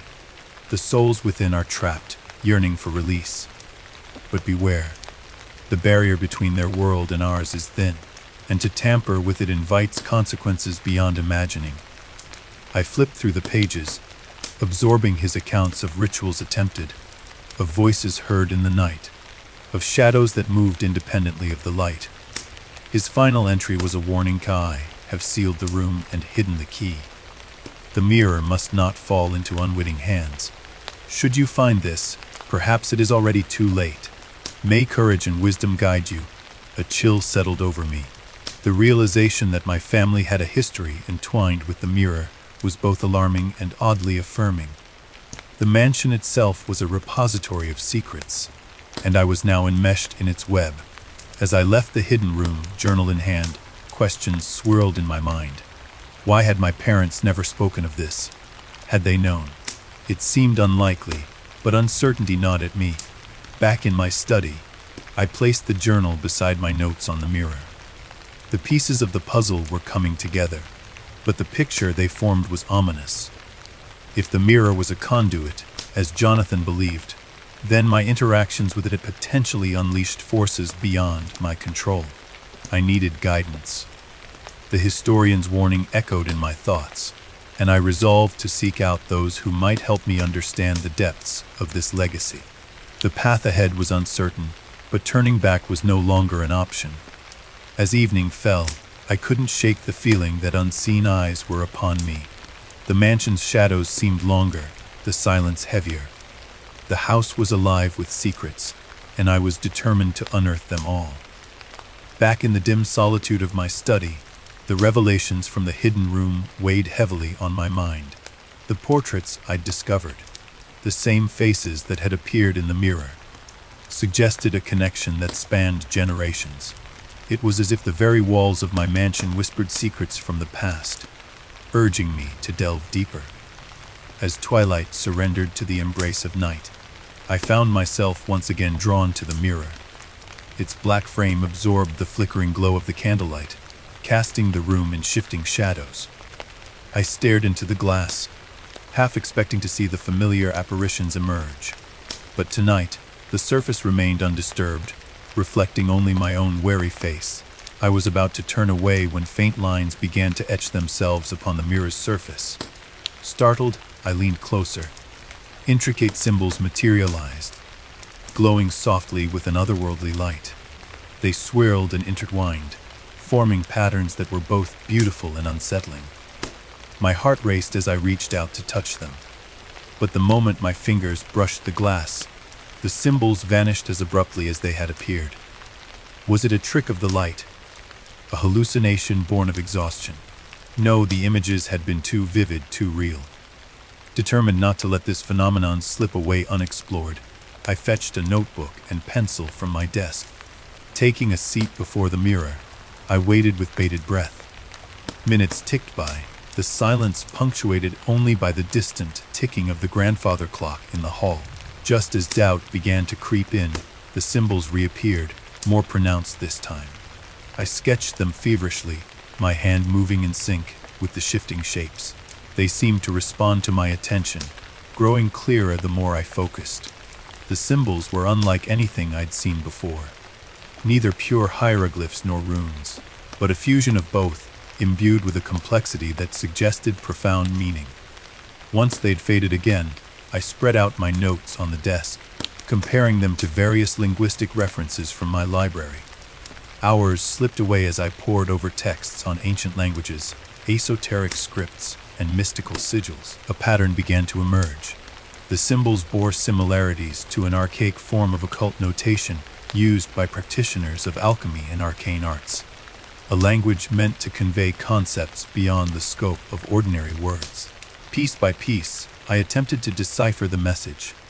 It was a painstaking process, each breakthrough accompanied by a surge of exhilaration. Finally, a rough translation took shape. Bound between worlds, we seek release. The key lies within the bloodline.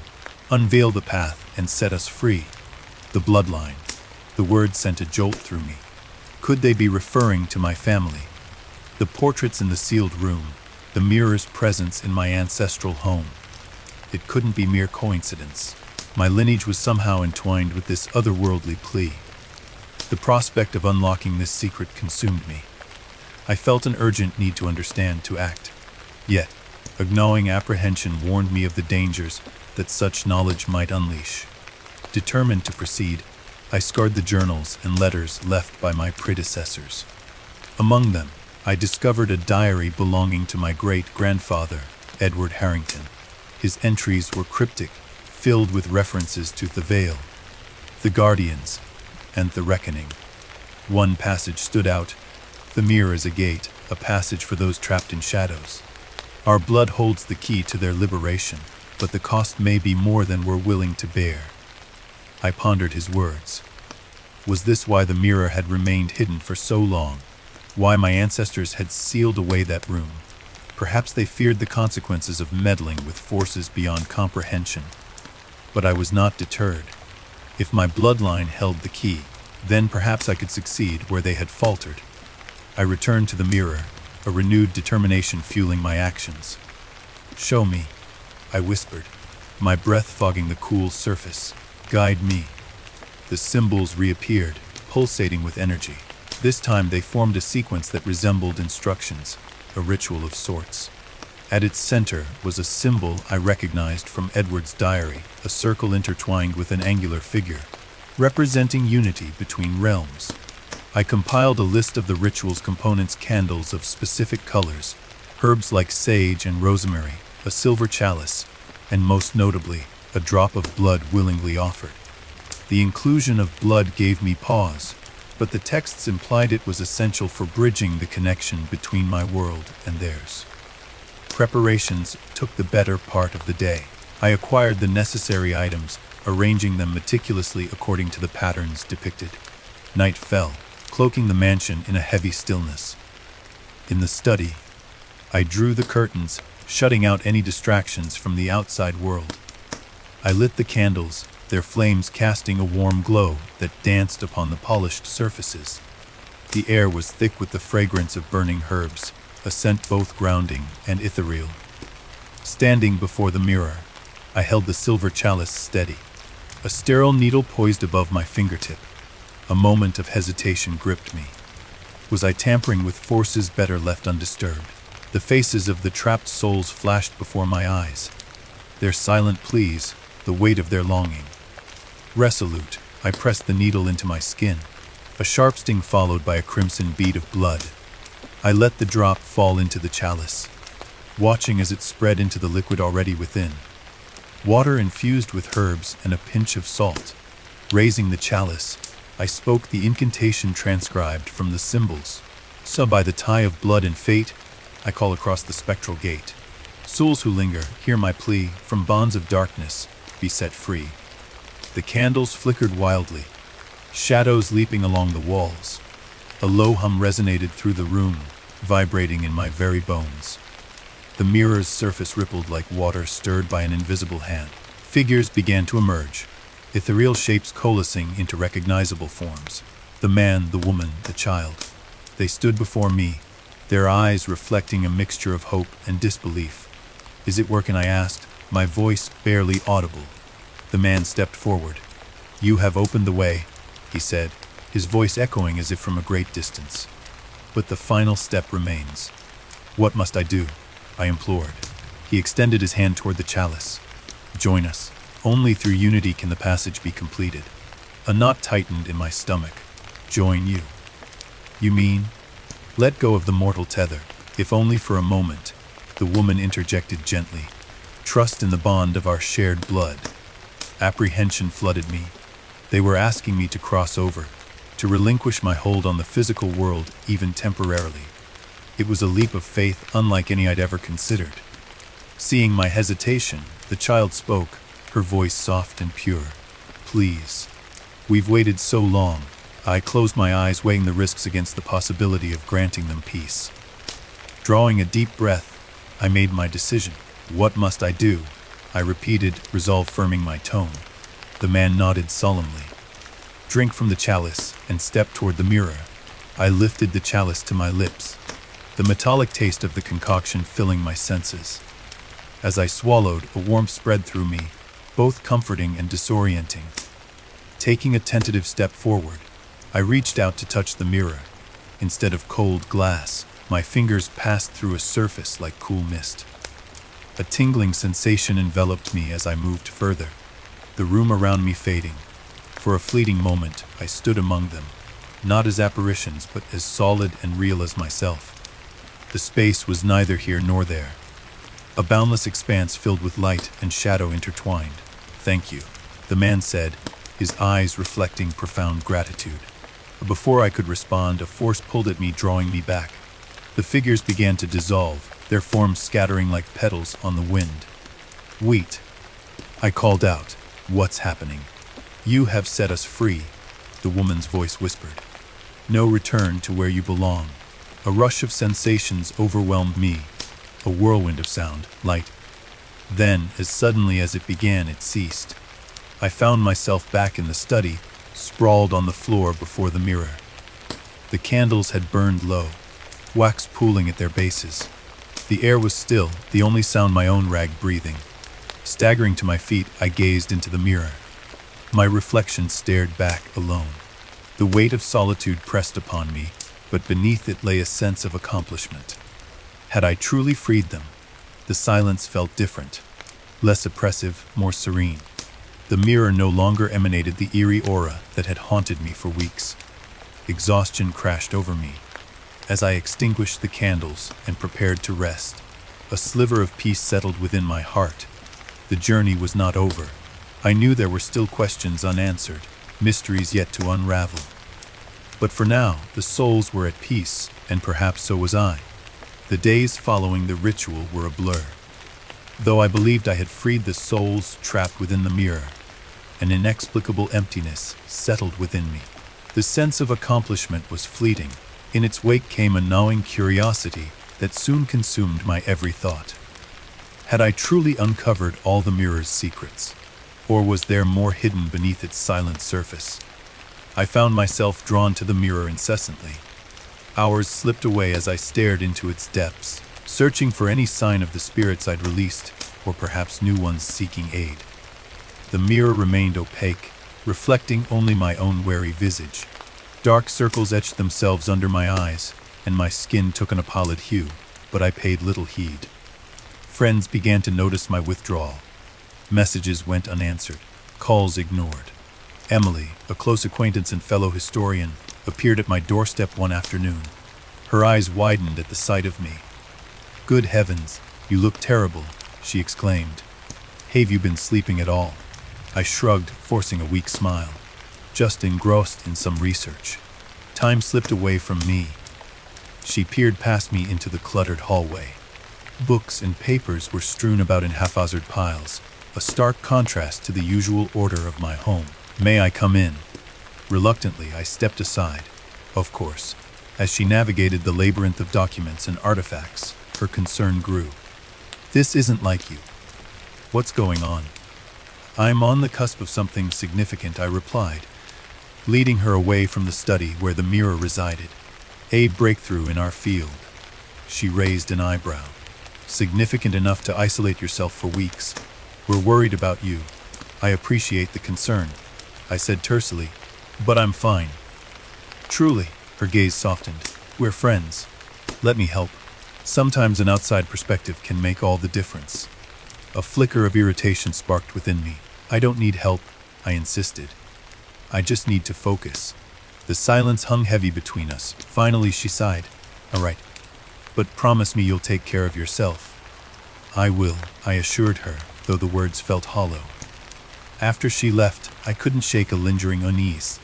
Part of me recognized the toll this obsession was taking, but a stronger pull urged me onward. The mirror held answers, and I was determined to uncover them, no matter the cost. Sleep became an afterthought. Nights were spent poring over ancient texts, cross-referencing symbols, and piecing together fragmented histories of those who'd owned the mirror before me. A recurring theme emerged. Each had been drawn into the mirror's allure, their lives unraveling as mine was now.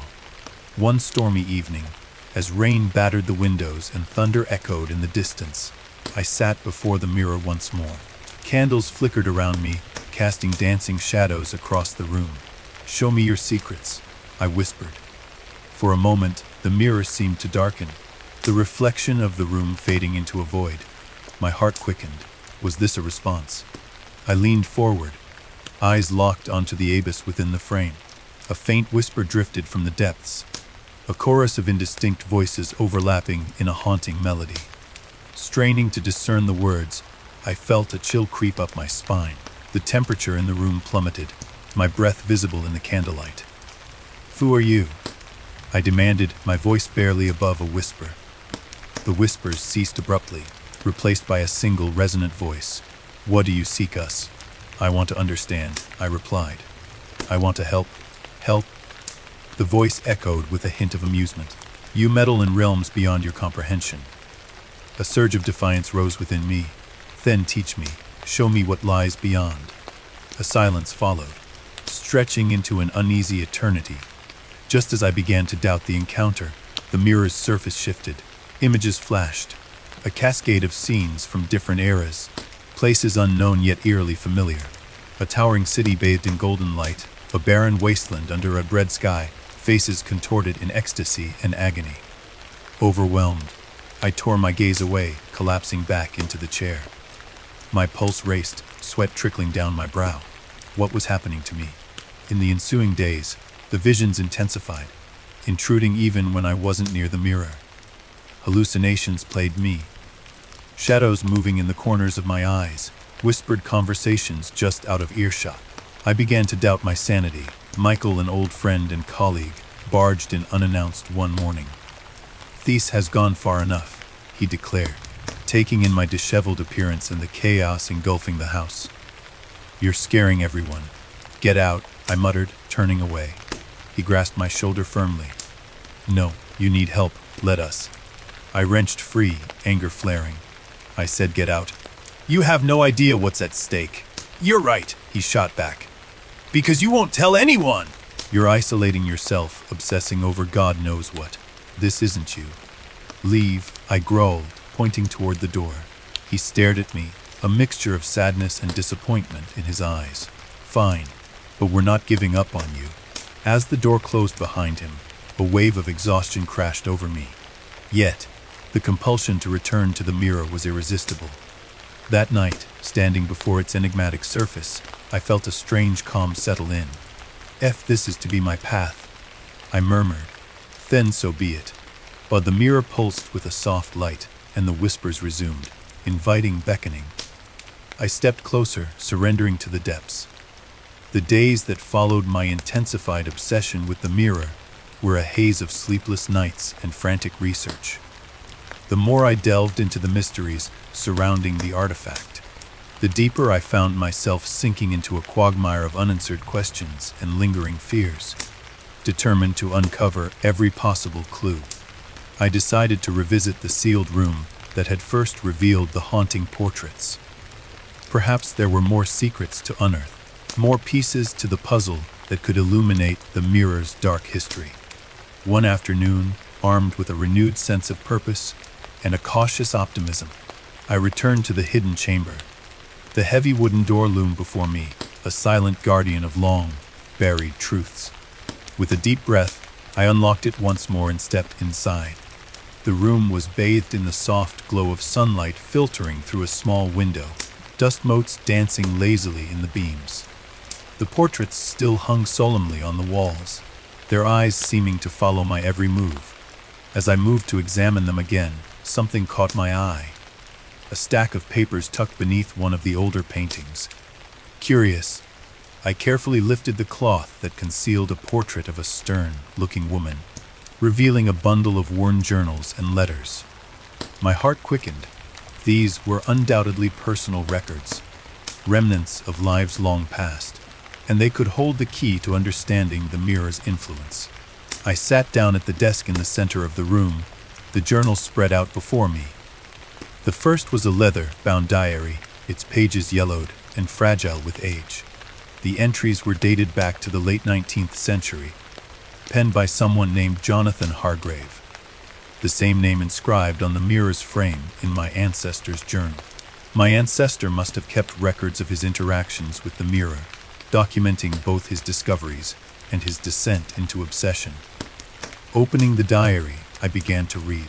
So July 14, 1892 today marks the third month since I brought the mirror into our study. At first, it was merely a fascinating piece, an exquisite example of craftsmanship. But as days turned into weeks, I began to notice changes. Shadows seemed to move of their own accord, and whispers echo through the halls at night. The air grows colder, and a sense of being watched never leaves me. Fear the entries grew progressively more disturbed as I continued. Jonathan wrote of seeing apparitions within the mirror. Figures that appeared and vanished, their faces twisted in agony or longing. He documented his attempts to communicate with them, using various rituals and incantations from obscure grimoires.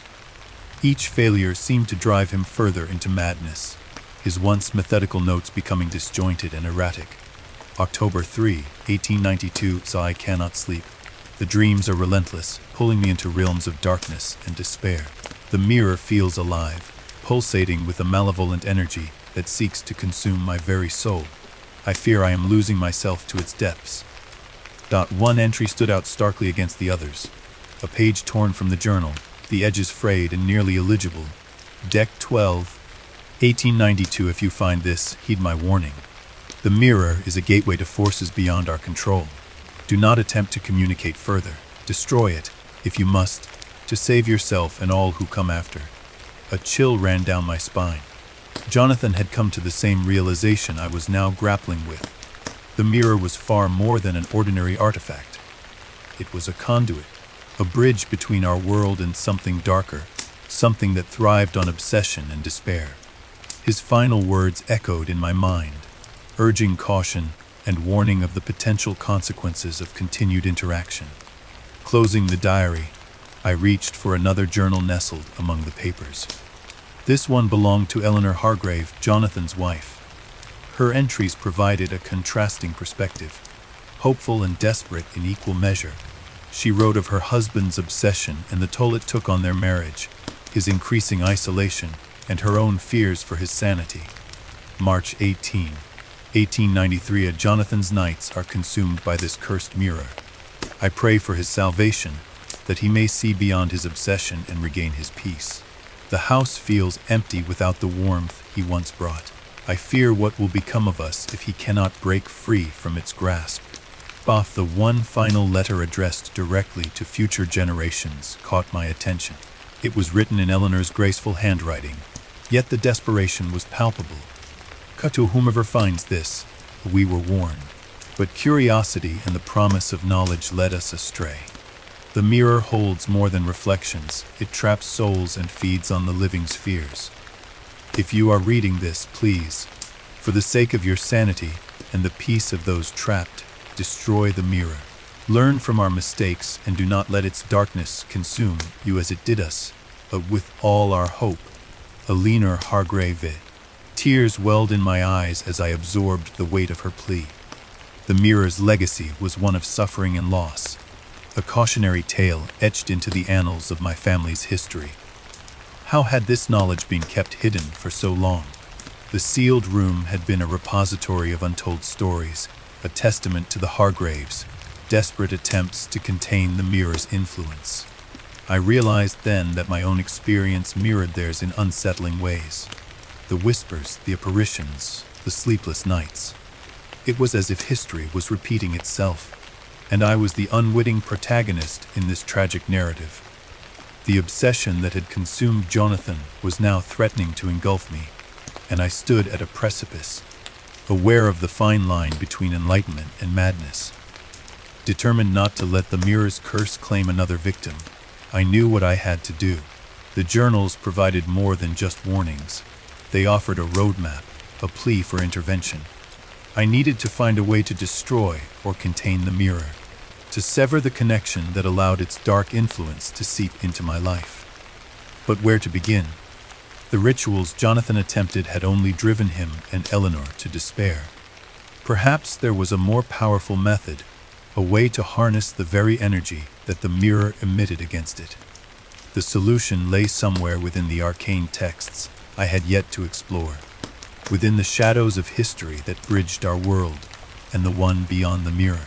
As night descended once more, I prepared to consult the latest tome from the shadow tome Professor Whitaker had provided.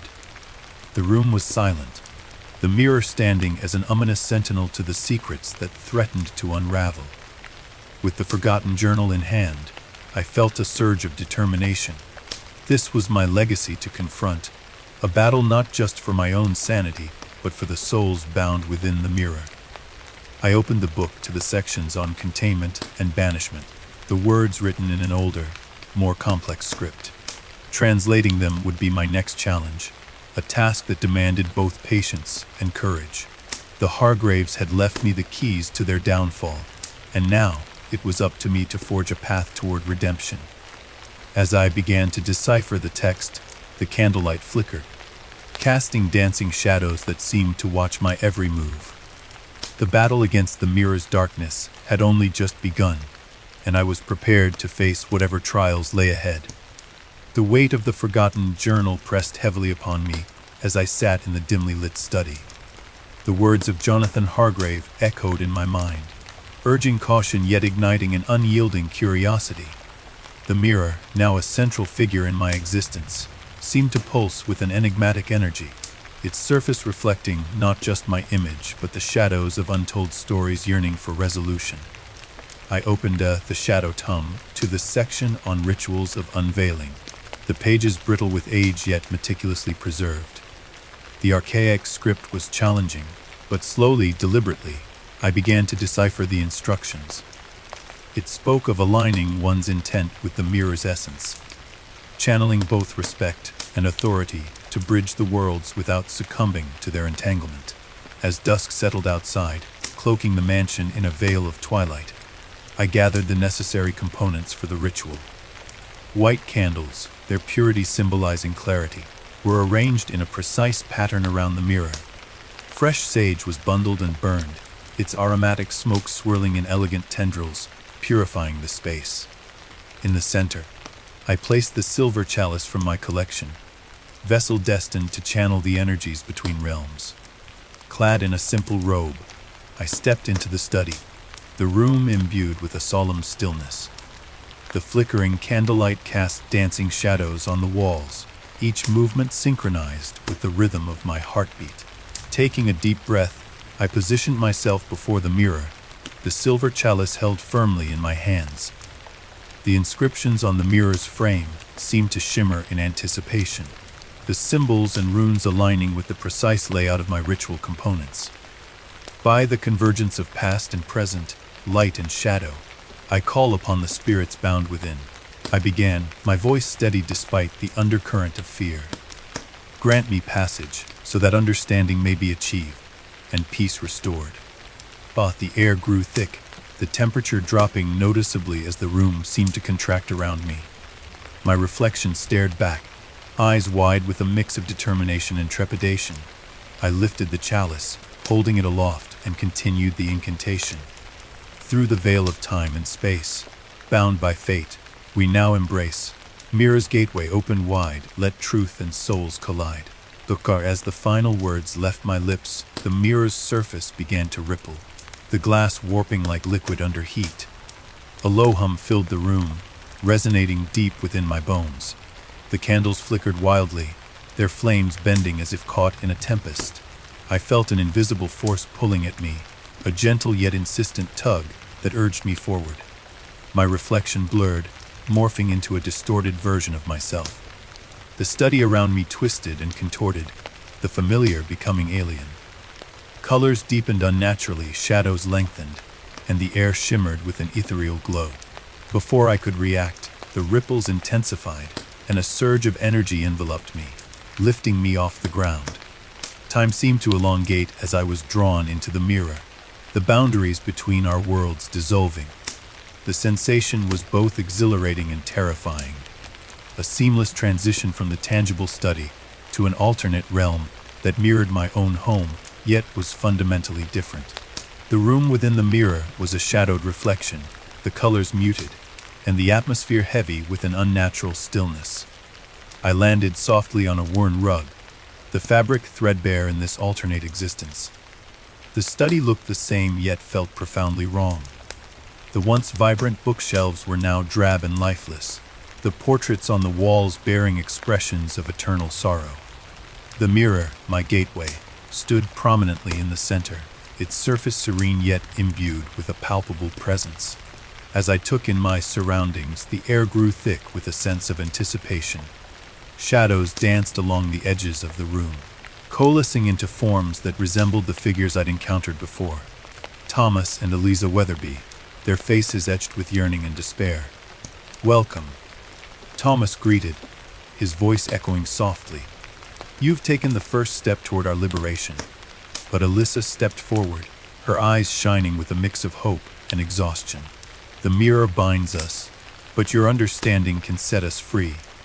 I approached them cautiously, the silver talisman around my neck resonating with the room's energy.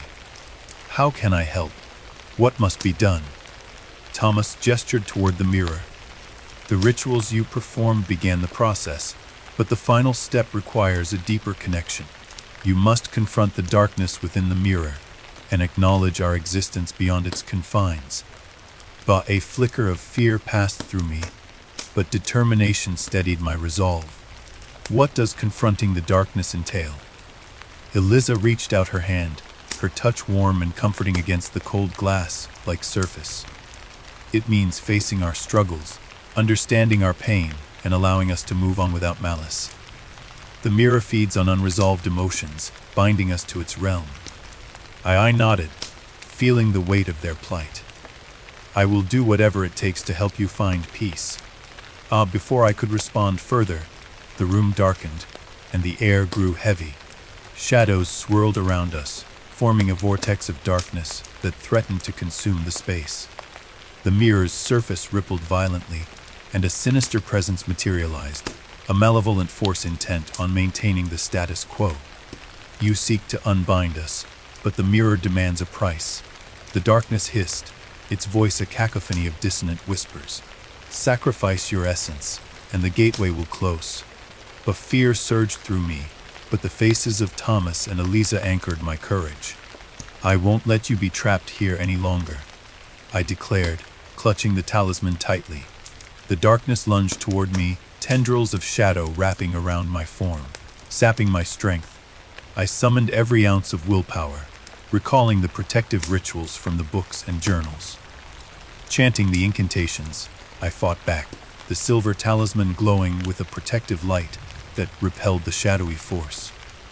Thomas and Eliza joined my side, their combined presence amplifying the light around us. Together, they encouraged, their voices blending with mine in a harmonious chant. The mirror's surface flared with brilliance, the symbols and runes intensifying in their glow. The darkness recoiled, its grip loosening as the light grew stronger. With a final, resounding shout, I extended my hand toward the mirror, channeling all my energy into sealing the gateway. A blinding flash enveloped the room, and I felt myself being pulled back, the transition reversing.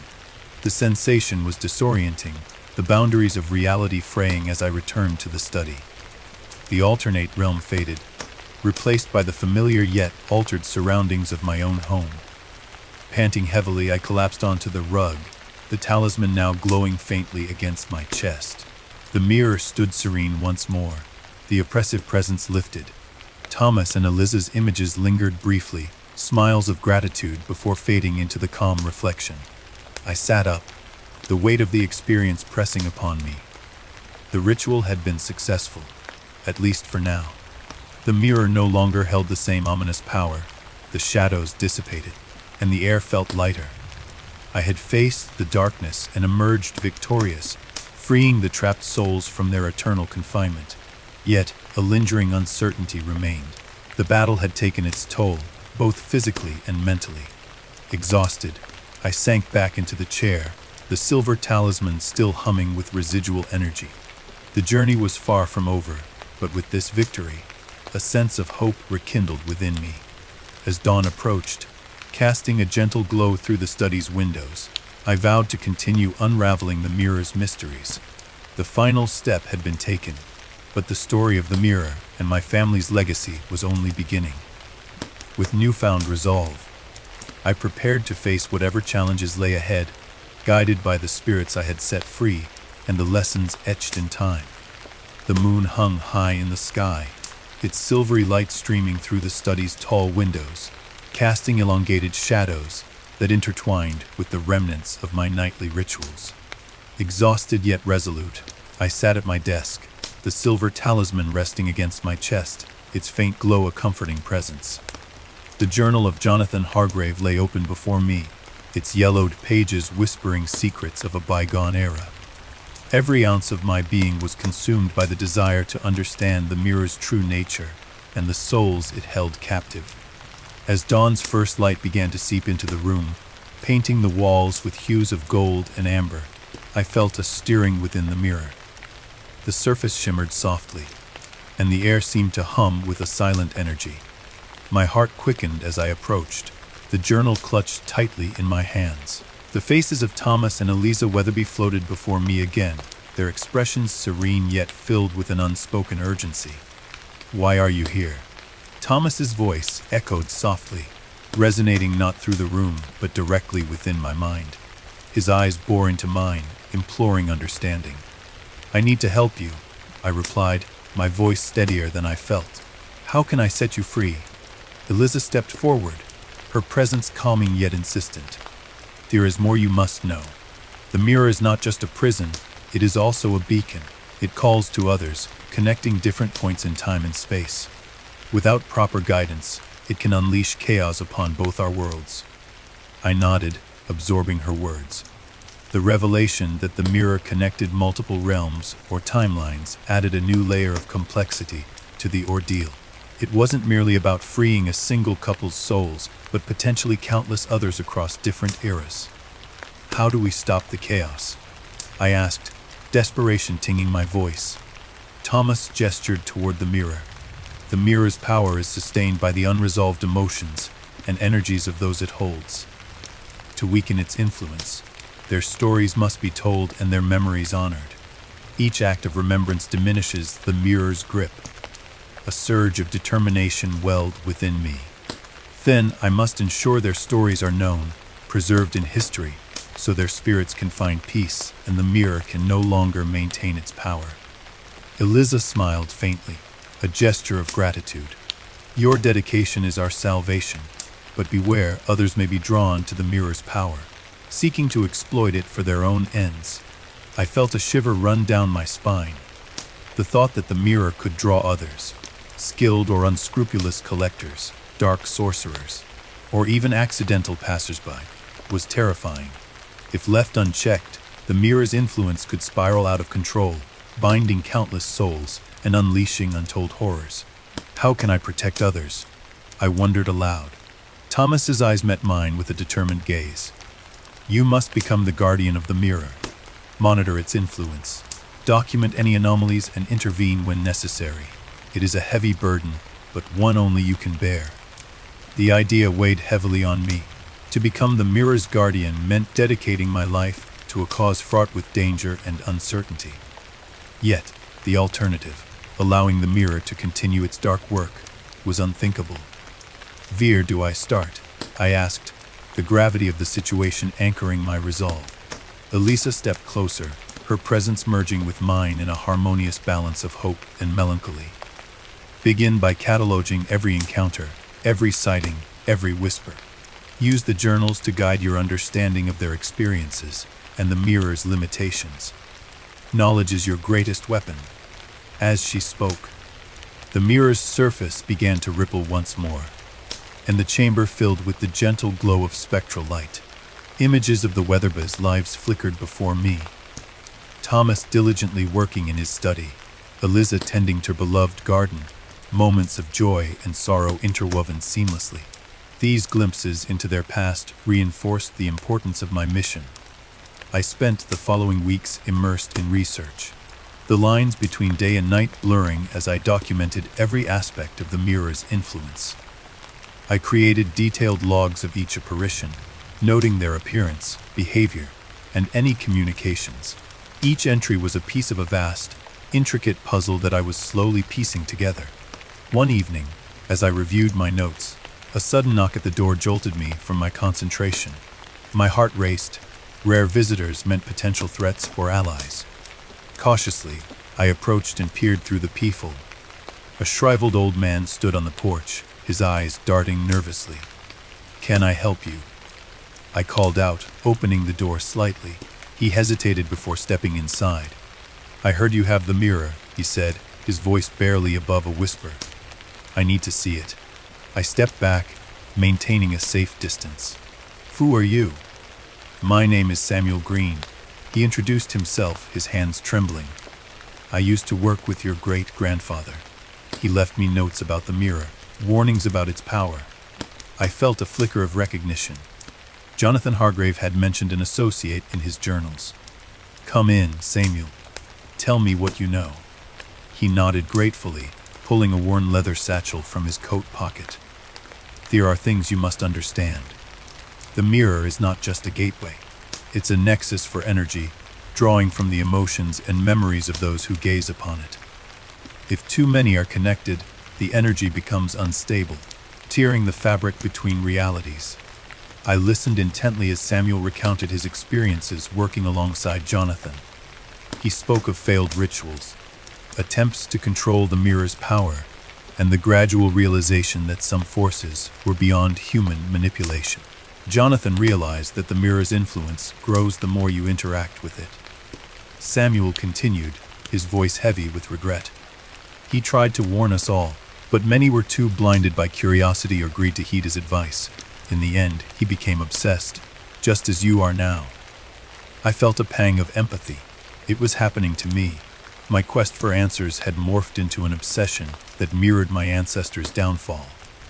Determined to break the cycle, I made a silent vow to follow Samuel's guidance and the Weatherby's legacy, focusing on documenting and honoring their stories, rather than letting the mirror consume me. "How can we ensure the mirror remains contained?" I asked, seeking a solution. Samuel reached into his satchel and produced a series of faded maps and diagrams. "These are the locations of containment sites, places where the mirror's influence was weakened through ancient rituals and protective barriers. With the right knowledge, you can replicate these methods to safeguard the mirror and prevent others from falling under its sway." As he handed me the documents, a sense of hope mingled with trepidation.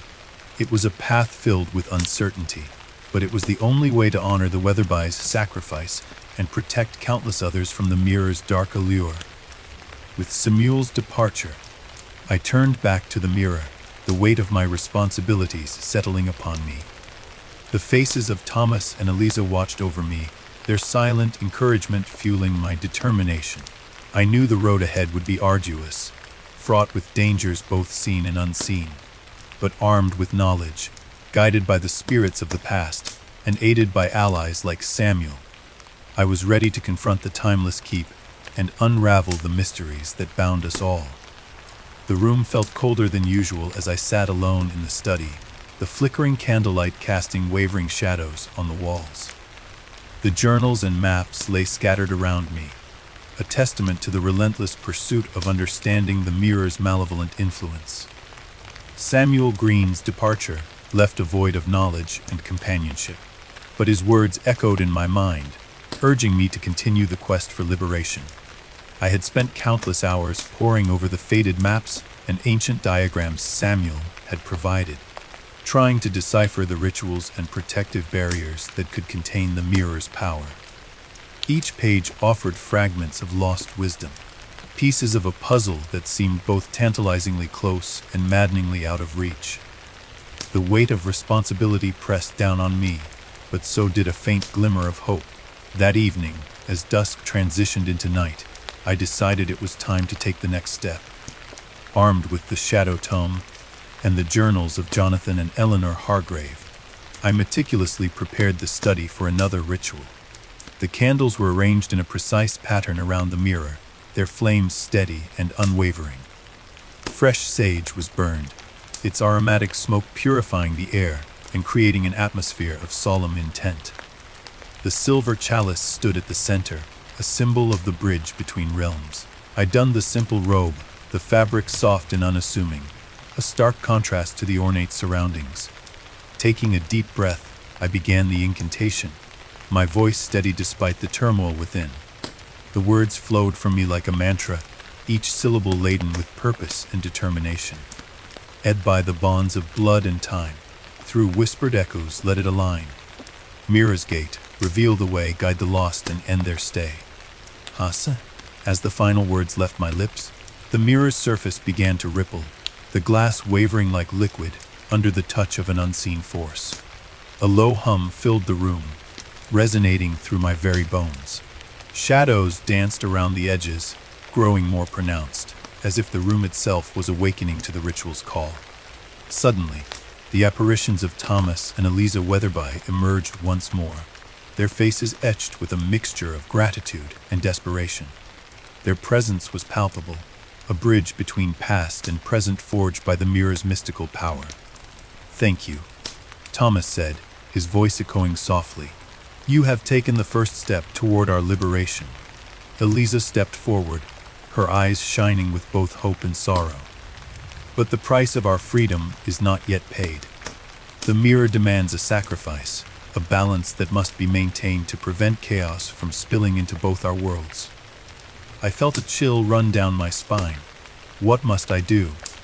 Thomas gestured toward the silver chalice, now glowing with an ethereal light.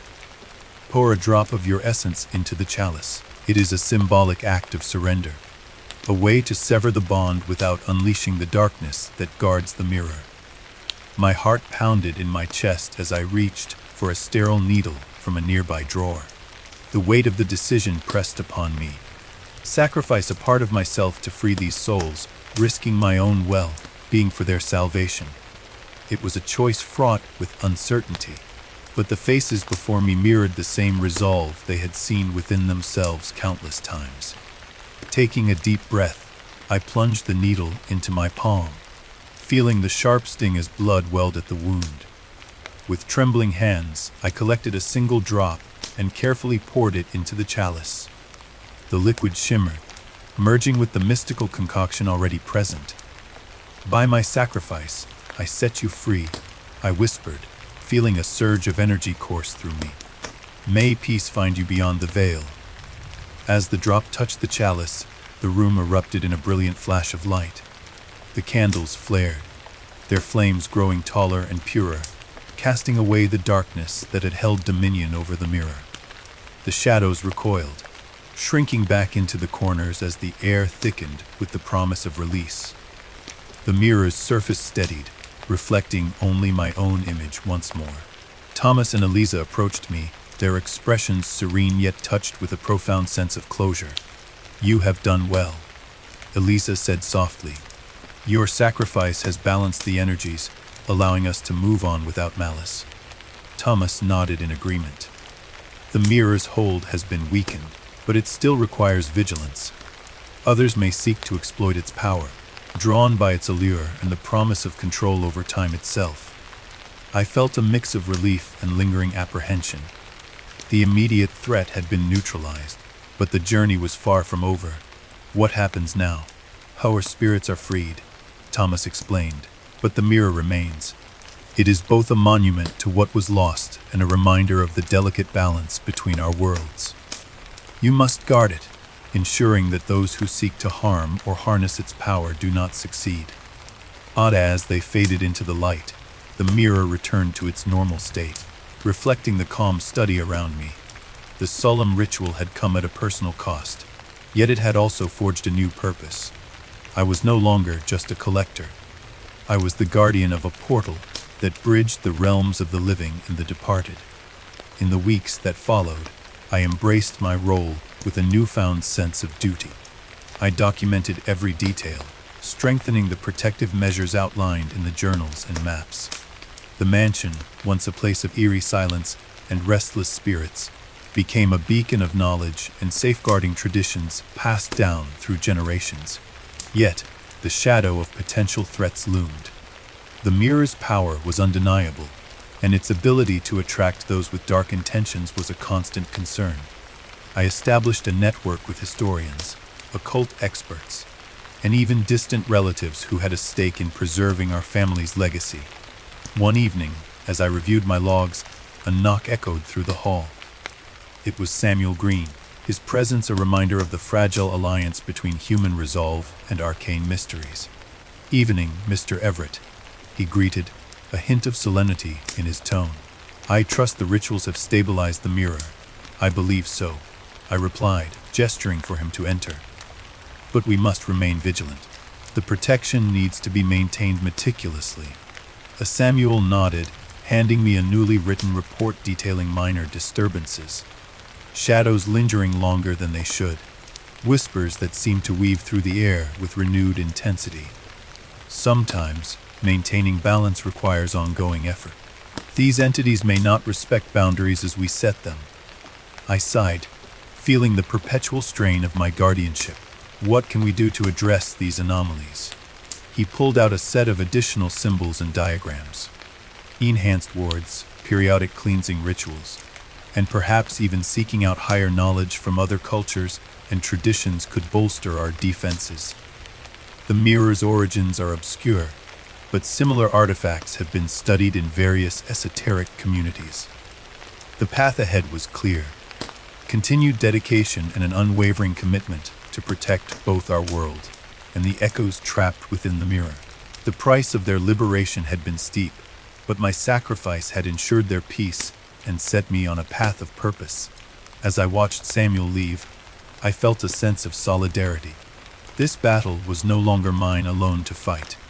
Together, we could safeguard the mirror's power, honoring the sacrifices made by those who came before us and ensuring that the dark history it held not be rewritten by the hands of the unwary. With resolute determination, I returned to my studies, the silver chalice now a symbol of both sacrifice and hope. The mirror stood silent, its ominous presence softened by the balance I had fought to achieve. The journey of liberation was complete, but the vigilance required to maintain peace was an eternal commitment. And so, as the moon cast its gentle glow upon the mansion, I embraced my role as the timeless keeper, a guardian standing between worlds, ensuring that the whispers of the past would forever remain echoes of hope rather than harbingers of chaos. The first light of dawn seeped through the heavy curtains, casting long, grim shadows across the study. I sat hunched over my desk, the silver chalice still resting beside me, a silent testament to the night's events. The weight of what I had done pressed heavily upon my shoulders, mingling with a profound sense of relief and an undercurrent of unease. Thomas and Eliza were free, their stories told and honored, but the journey was far from over. As I reviewed my notes, meticulously documenting each step of the ritual, my mind wandered to the lingering shadows that still danced at the edges of my vision. The protective wards seemed to hold, but I couldn't shake the feeling that something was amiss. The mirror, though now subdued, still held an enigmatic presence, a reminder that the balance we had achieved was precarious at best. I reached forth the shadow tome, the ancient compendium that had become my guide through this labyrinth of the supernatural. Its pages were filled with arcane symbols and cryptic instructions, each one a puzzle waiting to be solved. Today, I needed to understand more about the mirror's nature and the forces it had attracted. As I delved deeper into the text, a particular passage caught my attention. In the wake of liberation, darkness seeks to reclaim what light has released. Echoes of betrayal resonate through the veil, attracting those who yearn for power beyond mortality. To maintain harmony, the guardian must remain vigilant, fortifying the wards and confronting the shadows that dare to breach the sanctity of the portal. The words resonated with the disturbances I had been experiencing. Fleeting shadows, whispers on the wind, and an unsettling sense of being watched. It was clear that the ritual had unlocked not just the freedom of trapped souls, but also drew the attention of darker entities, those who coveted the mirror's power. Determined to protect the balance, I began reinforcing the protective wards around the study. Following the tome's instructions, I inscribed additional sigils along the walls, their intricate patterns glowing faintly in the candlelight. Each symbol was a safeguard, a barrier against the encroaching darkness. The process was meticulous, requiring both precision and a deep understanding of the occult principles outlined in the book. As night fell once more, I felt a shift in the atmosphere. The familiar stillness was punctuated by an eerie silence, as if the very air held its breath. I sat before the mirror, the candlelight casting a soft glow upon its surface. The room was suffused with the scent of burning sage and myrrh, a blend intended to purify and protect.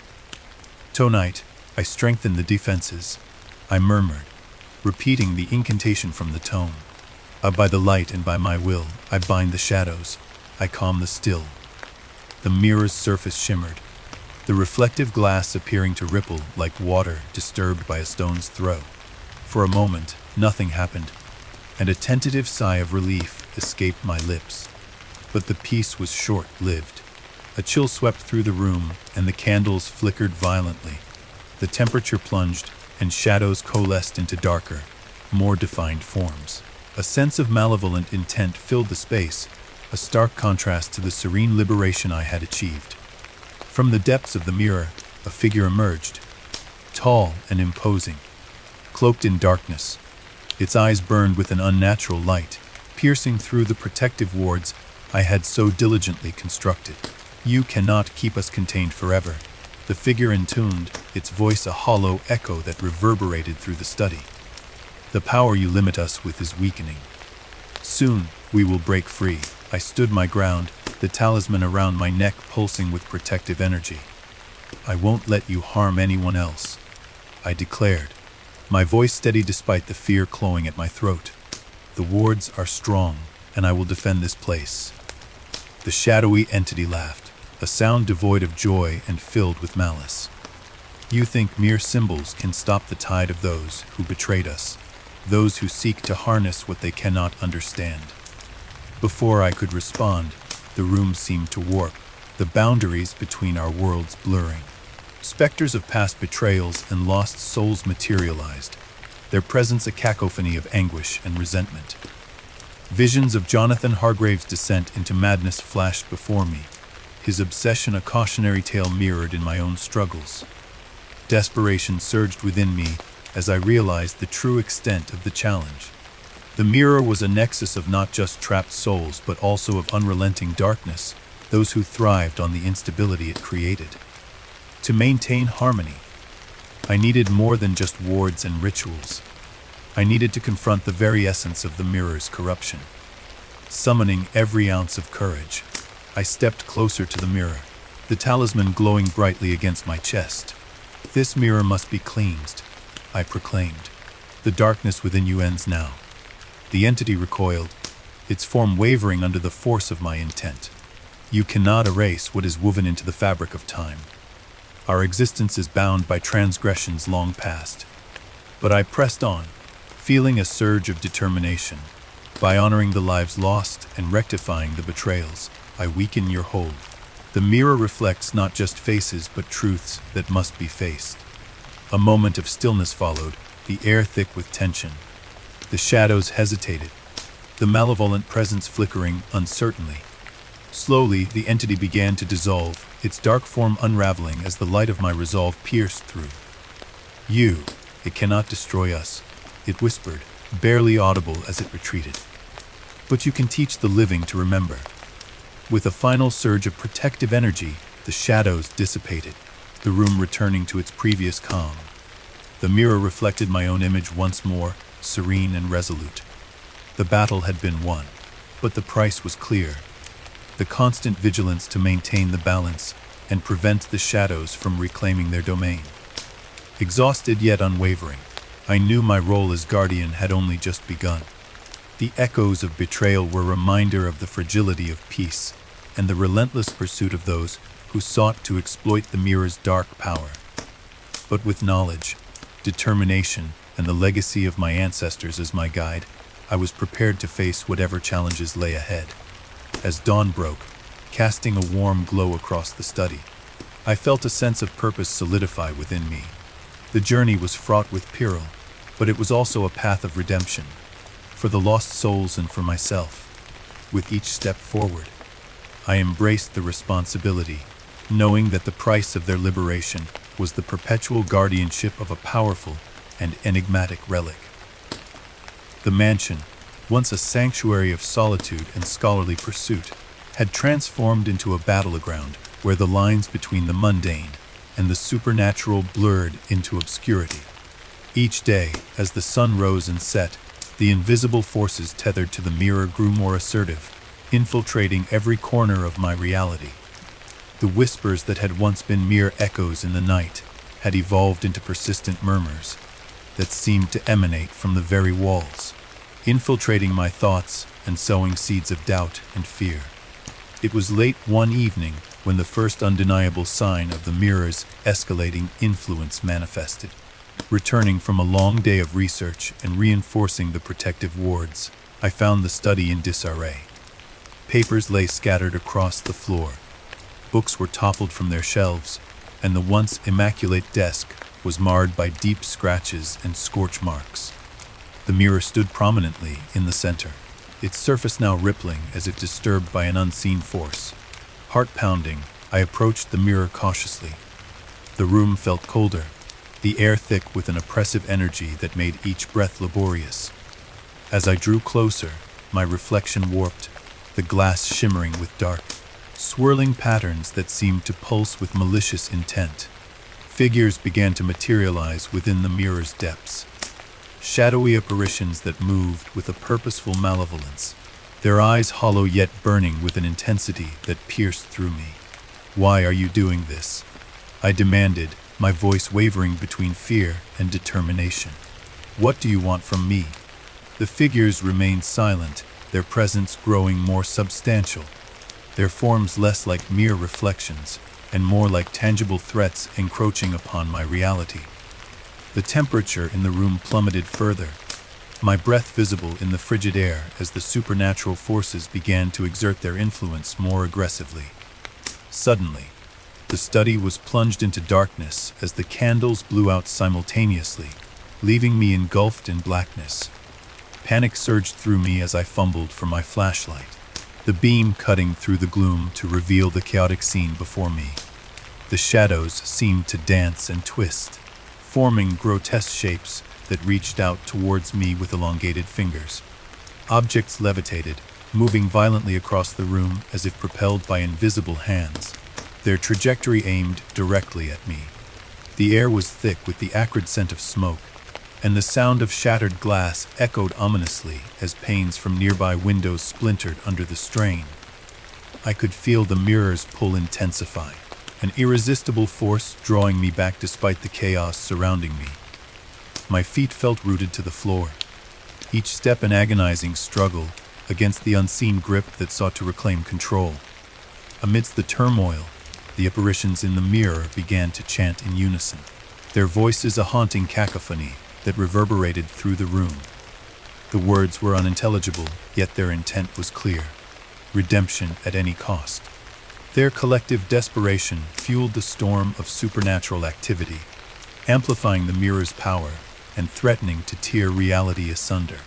Desperation clawed at my mind as memories of loved ones flickered before my eyes. Family, friends, colleagues, all faces I held dear now at risk of being swept away by the mirror's insidious influence.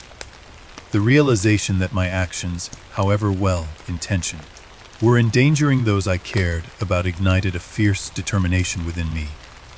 I could not allow the mirror to consume not just my sanity, but the lives of those who meant the world to me. Drawing upon every ounce of strength, I reached for the protective talisman hanging around my neck, a relic imbued with the power of the rituals I had meticulously followed. Holding it firmly in my hand, I chanted the incantations once more, my voice steady despite the chaos around me. The candles relit themselves, their flames burning brighter as the talisman's energy surged through me, creating a barrier of light that pushed back against the darkness.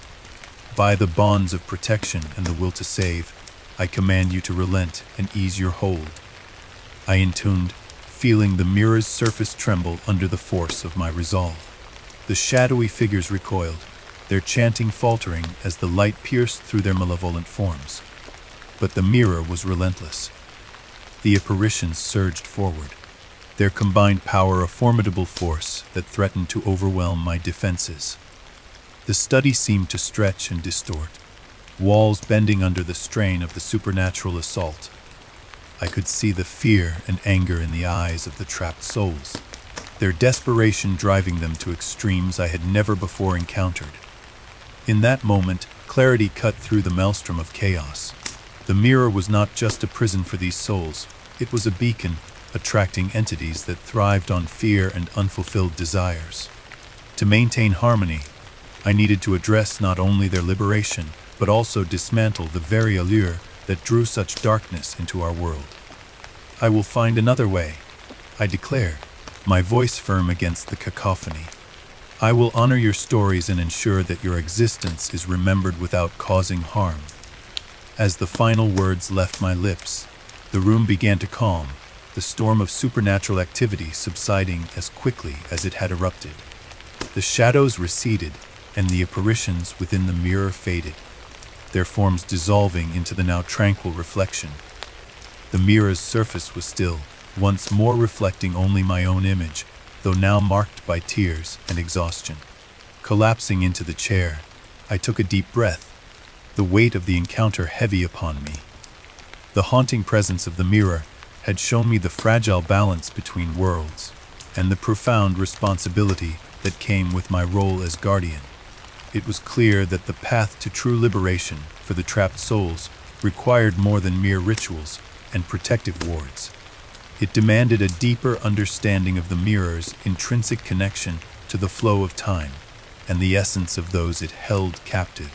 Determined to prevent further hauntings and protect my loved ones, I vowed to continue my research with renewed urgency. The price of liberation was steep, but the lives and spirits at stake were worth every sacrifice. As I gazed into the now calm mirror, a silent promise formed within me to honor the past, safeguard the present, and ensure a peaceful future for all those entwined within the mirror's enigmatic depths. The weight of my responsibilities bore down on me like a relentless storm. Each day, as I reinforced the wards and documented every anomaly, the sense of impending chaos lingered in the back of my mind. The mirror demanded vigilance, and I was its reluctant sentinel. It was during one such evening, under the dim glow of my study lamp, that I realized the depth of my predicament. I had uncovered so much, yet the true extent of the mirror's influence remained shrouded in mystery. Desperate for answers, I decided to seek out Professor Reginald Whitaker once more. His expertise in enchanted artifacts and occult phenomena made him indispensable in my quest to understand and contain the mirror's power. Our previous meetings had been fruitful, but now I needed more, a revelation that could change the course of my struggle. The following morning, I prepared meticulously for the visit. I gathered all my notes, journals, and the latest updates on the mirror's disturbances. The mansion felt unusually silent as I made my way to the university, each step echoing in the vast corridors that separated my scholarly world from home. The campus was a blend of historic architecture and modern facilities, a testament to the enduring pursuit of knowledge. Professor Whitaker's office was located in a secluded wing of the history department, a quiet sanctuary filled with relics and tomes that spoke of bygone eras. The door creaked softly as I knocked, and he welcomed me with his customary warmth and keen interest. "Mr. Everett, please come in," he invited, gesturing to a chair across from his massive oak desk. His eyes sparkled behind round spectacles, and his silver beard was neatly trimmed, an emblem of his wisdom and longevity in the field. "I need your help, Professor." I began laying out the materials I had brought. The mirror, it's more than just an artifact. There are forces at play that I can't comprehend alone. He leaned forward, his fingers steepled thoughtfully. "Tell me everything." From the beginning, I recounted my journey, from the initial acquisition of the mirror at Harrington Hall, through the haunted reflections and the desperate rituals, to the ongoing battle against the shadows that sought to breach our world. Whitaker listened intently, occasionally interjecting with insightful questions that guided me to elaborate further. When I finished, he sat back, deep in thought. This mirror is indeed a powerful object, one that bridges realms and holds a delicate balance between them.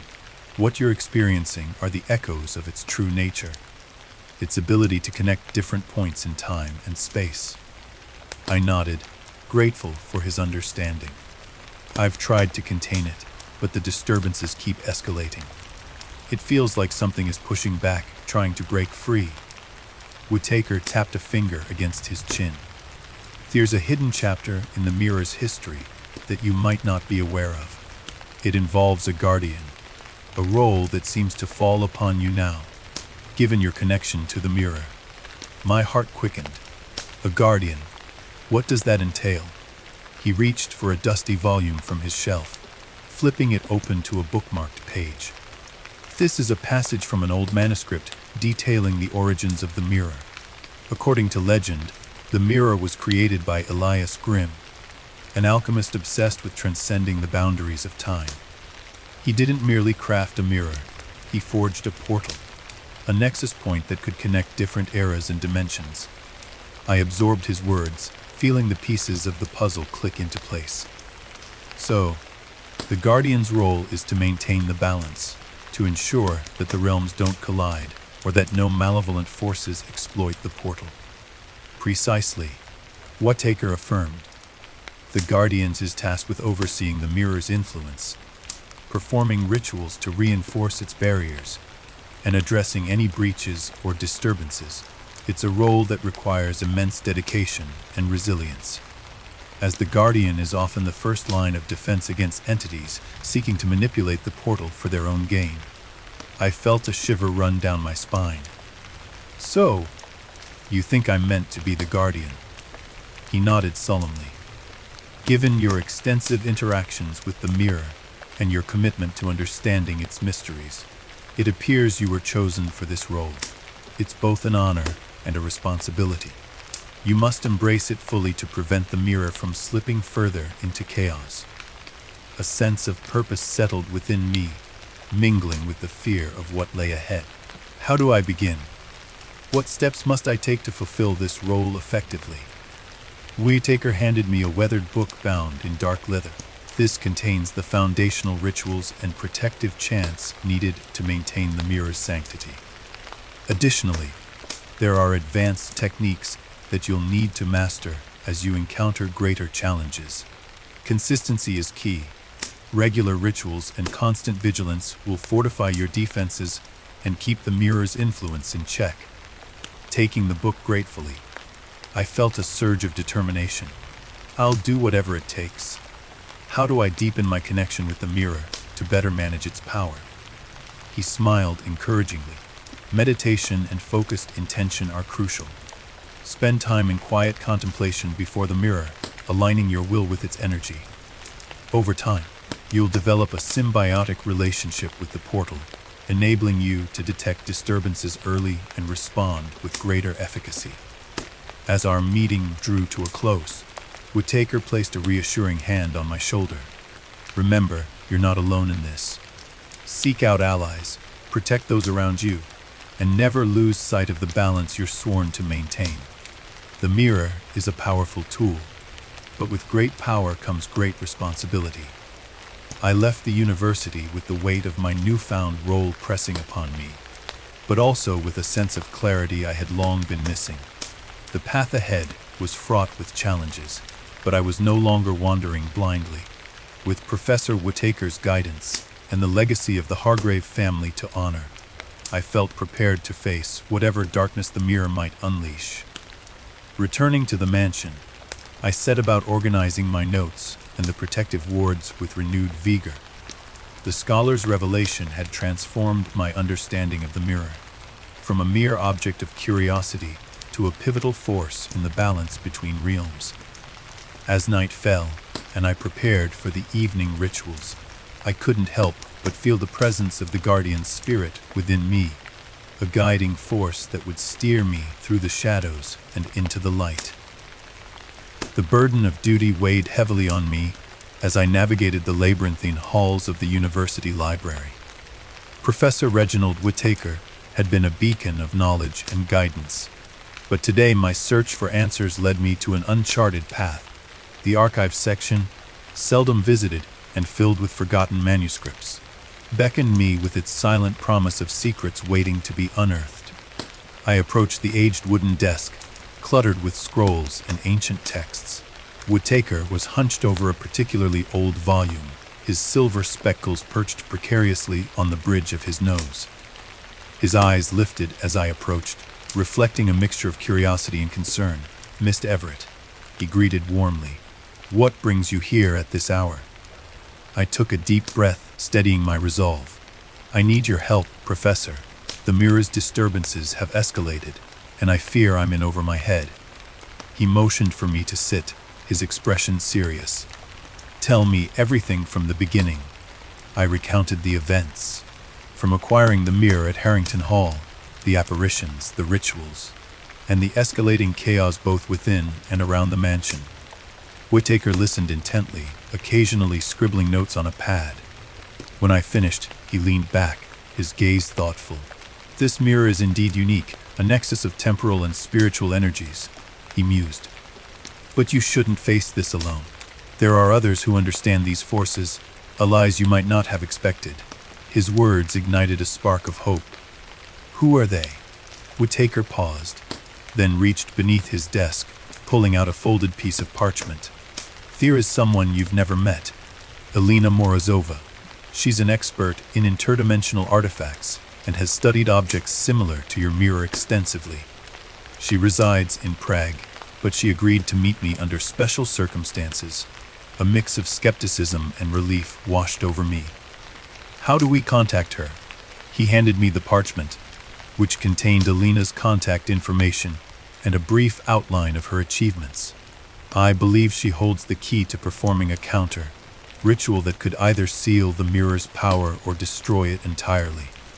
But time is of the essence. The disturbances are attracting more malevolent entities, and their influence grows with each passing day." Determined to act, I thanked Whittaker and made arrangements to travel to Prague the following week. The journey felt surreal, as if every step was driven by a force beyond my control, urgent and fraught with peril. Upon arriving in Prague, the city's Gothic architecture and mist-covered streets heightened the sense of otherworldliness that had become synonymous with my quest.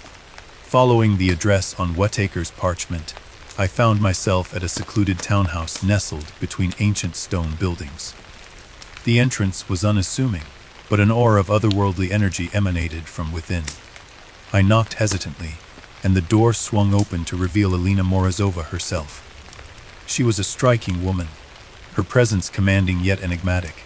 Her eyes, sharp and perceptive, seemed to peer into the very depths of my soul. "Mr. Everett," she greeted with a nod. "Professor Whittaker informed me of your situation." I stepped inside, feeling the weight of countless expectations pressing down on me. The interior was a blend of modern comfort and arcane antiquities. Crystal chandeliers hanging alongside shelves of esoteric tomes, artifacts from various realms adorning the walls. "We don't have much time," Elena stated, guiding me to a secluded study room. "The mirror's power is reverberating through multiple dimensions. The counter ritual we'll perform requires precise alignment with temporal energies and a deep understanding of interdimensional mechanics." I listened as she outlined the plan. A complex series of chants, symbolic gestures, and the use of rare ingredients to destabilize the mirror's conduit. The final step involved a personal sacrifice, a token of my essence to bind the energies and ensure the ritual's success. "Why me?" I asked, apprehension tingling in my spine. "Why not someone else?" Elena met my gaze, her expression inscrutable. "Because the mirror connected our bloodlines long ago. Your lineage was entwined with its creation and purpose. You are uniquely positioned to perform this ritual, Da." The revelation unfurled a tapestry of forgotten histories, linking my family to eccentric alchemists and ancient guardians who had once sought to harness the mirror's power for transcendent purposes.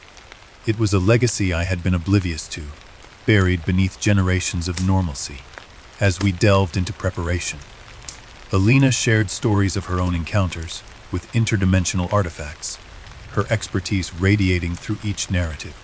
Her calm demeanor and unwavering focus provided the reassurance I desperately needed. The night of the ritual arrived, and the atmosphere was thick with anticipation. We stood before the mirror, the air humming with latent energy. The study was meticulously arranged with candles, symbols, and the rare ingredients required for the incantation. Alina began to chant, her voice resonant and melodic, weaving a tapestry of sound that seemed to manipulate the very fabric of reality. I followed her lead, repeating the chants in unison, my voice finding strength in the purpose that bonded us. As the ritual progressed, the mirror's surface began to shimmer and warp, the lines between our world and the next reality blurring into insignificance. "No," Alina intoned, her voice a beacon of authority. "Channel your essence into the seal. Trust in your lineage and the path we've chosen." A surge of energy pulsed through me, the talisman around my neck resonating with power. I extended my hands toward the mirror, feeling the pull of its ancient magic. A part of me feared the unknown, but the resolve to save countless souls, and my own sanity, fortified my spirit. As my essence melded with the mirror's conduit, the room filled with a blinding light. The oppressive shadows that had haunted me for so long began to dissipate, replaced by a serene calm that enveloped the space. The mirror's surface steadied, reflecting a tranquil study unmarred by chaos. The ritual was complete. Alina and I stood in silent acknowledgement of the lives saved and the darkness subdued.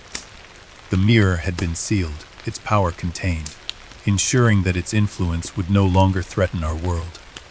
Exhausted yet triumphant, I felt a profound sense of fulfillment. The journey had been arduous, fraught with danger and uncertainty, but with unexpected allies like Alina Morozova, I had found the strength to confront the mirror's legacy and emerge victorious. As dawn broke over Prague, casting a golden hue across the city, I knew that this was only the beginning.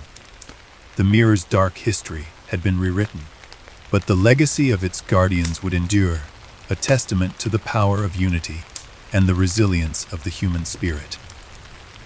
The cold of a late autumn evening settled over the mansion, its chills seeping through the ancient stone walls, despite the warmth of the roaring fireplace in the study.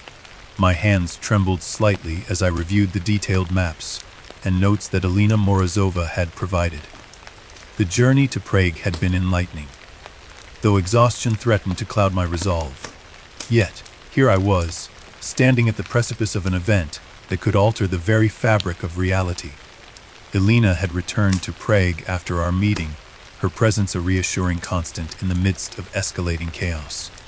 Together, we had delved into the depths of arcane knowledge, deciphering the intricate rituals required to counteract the mirror's influence. The silver chalice, now adorned with protective symbols, lay on my desk as a focal point for our preparations. Time was running out. The disturbances were growing more frequent and more aggressive by the day. A sharp knock echoed through the silent hallways of the mansion, jolting me from my thoughts. Elena, standing by the doorway, glanced up with a furrowed brow. "It's Samuel again. He insisted on coming tonight." I nodded and well that Samuel Green's expertise and insights were invaluable. As I opened the door, Samuel stood on the threshold, his eyes wary but filled with urgency. "One need to move quickly," he stated, stepping inside. "The disturbances aren't just limited to the manor anymore. They're spreading, drawing in more malevolent entities." Alina gestured for Samuel to take a seat at the large oak table. "What have you found?" she inquired, her tone both professional and concerned. Samuel handed me a stack of additional maps and reports he had gathered from various locations where similar disturbances had been reported. These areas exhibit the same signs as our mansion: unsettling shadows, voices that echo without source, and mirrors acting as conduits. The more mirrors like ours that fall into the wrong hands, the stronger the storms will become. I spread out the maps, my eyes scanning the highlighted regions.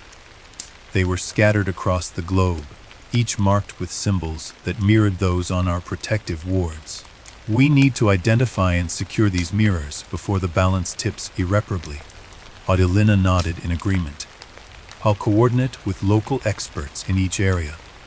We must establish a network of guardians, each equipped to handle the challenges they'll face. This is our only chance to contain the storm. As we strategized, the room seemed to grow colder, the shadows lengthening unnaturally as if reacting to our conversation. The mirror stood ominously in the background, its presence a constant reminder of the stakes we faced. The air thickened with tension, and I felt the weight of the impending battle pressing down on me. Later that night, as the mansion lay cloaked in darkness, the first sign of the gathering storm manifested. A low, resonant hum echoed through the halls, growing louder and more insistent with each passing minute. I felt a shiver run down my spine, the hairs on my arms standing on end. Alina and Samuel exchanged worried glances before rushing to the study to investigate. The mirror's surface rippled violently, the protective wards glowing brightly as they strained against the encroaching darkness. Figures began to emerge, not just the apparitions we had previously encountered, but a multitude of shadowy entities with eyes that burned like embers. Their presence was suffocating, the air thick with their malevolent intent. We need to perform the counter-ritual, Elena urged, her voice steady despite the chaos unfolding around us. Now. Samuel brought forth the additional components we had prepared, including rare herbs and enchanted objects necessary for the ritual's success. Together, we began the incantation, our voices intertwining in a harmonious chant that sought to pierce through the veil of darkness. As the words flowed, the mirror responded with heightened intensity, the shadows swirling in a frenzied dance that threatened to tear reality apart. The room shook, books tumbling from shelves and papers blowing away like lost memories. The very foundation of the mansion seemed to groan under the strain of the supernatural assault. I raised the silver chalice, the protective symbols resonating with the energy we were channeling. By the power of light and unity, we banish the darkness that seeks to consume us. A brilliant flash of light erupted from the mirror, momentarily blinding us. The hum crescendoed into a piercing shriek before abruptly cutting off, plunging the room into an uneasy silence. Slowly, the shadows began to recede, their forms dissipating like mist under the morning sun. Exhausted but resolute, we lowered our voices, the last remnants of the ritual lingering in the air. The mirror returned to its calm, reflective state, the protective wards dimming but still intact. The storm had been quelled, at least for now, but the aftermath left us shaken and aware of the fragility of the balance we fought to maintain. That was too close, Samuel muttered, wiping sweat from his brow. If we don't strengthen the wards and secure the remaining mirrors, we risk another storm of this magnitude. Idalina placed a reassuring hand on my shoulder. We've made progress tonight, but the battle is far from over. We must remain vigilant and continue our efforts to protect the world from the mirror's influence. I nodded, feeling a mixture of relief and determination. The night had revealed the true extent of the chaos that loomed, but it had also underscored the importance of our mission. With new allies and a clearer understanding of the threats ahead, we were better equipped to face the challenges that awaited us.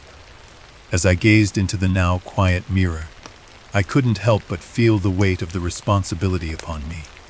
The mirror was a vessel of immense power, capable of bridging realms and manipulating time.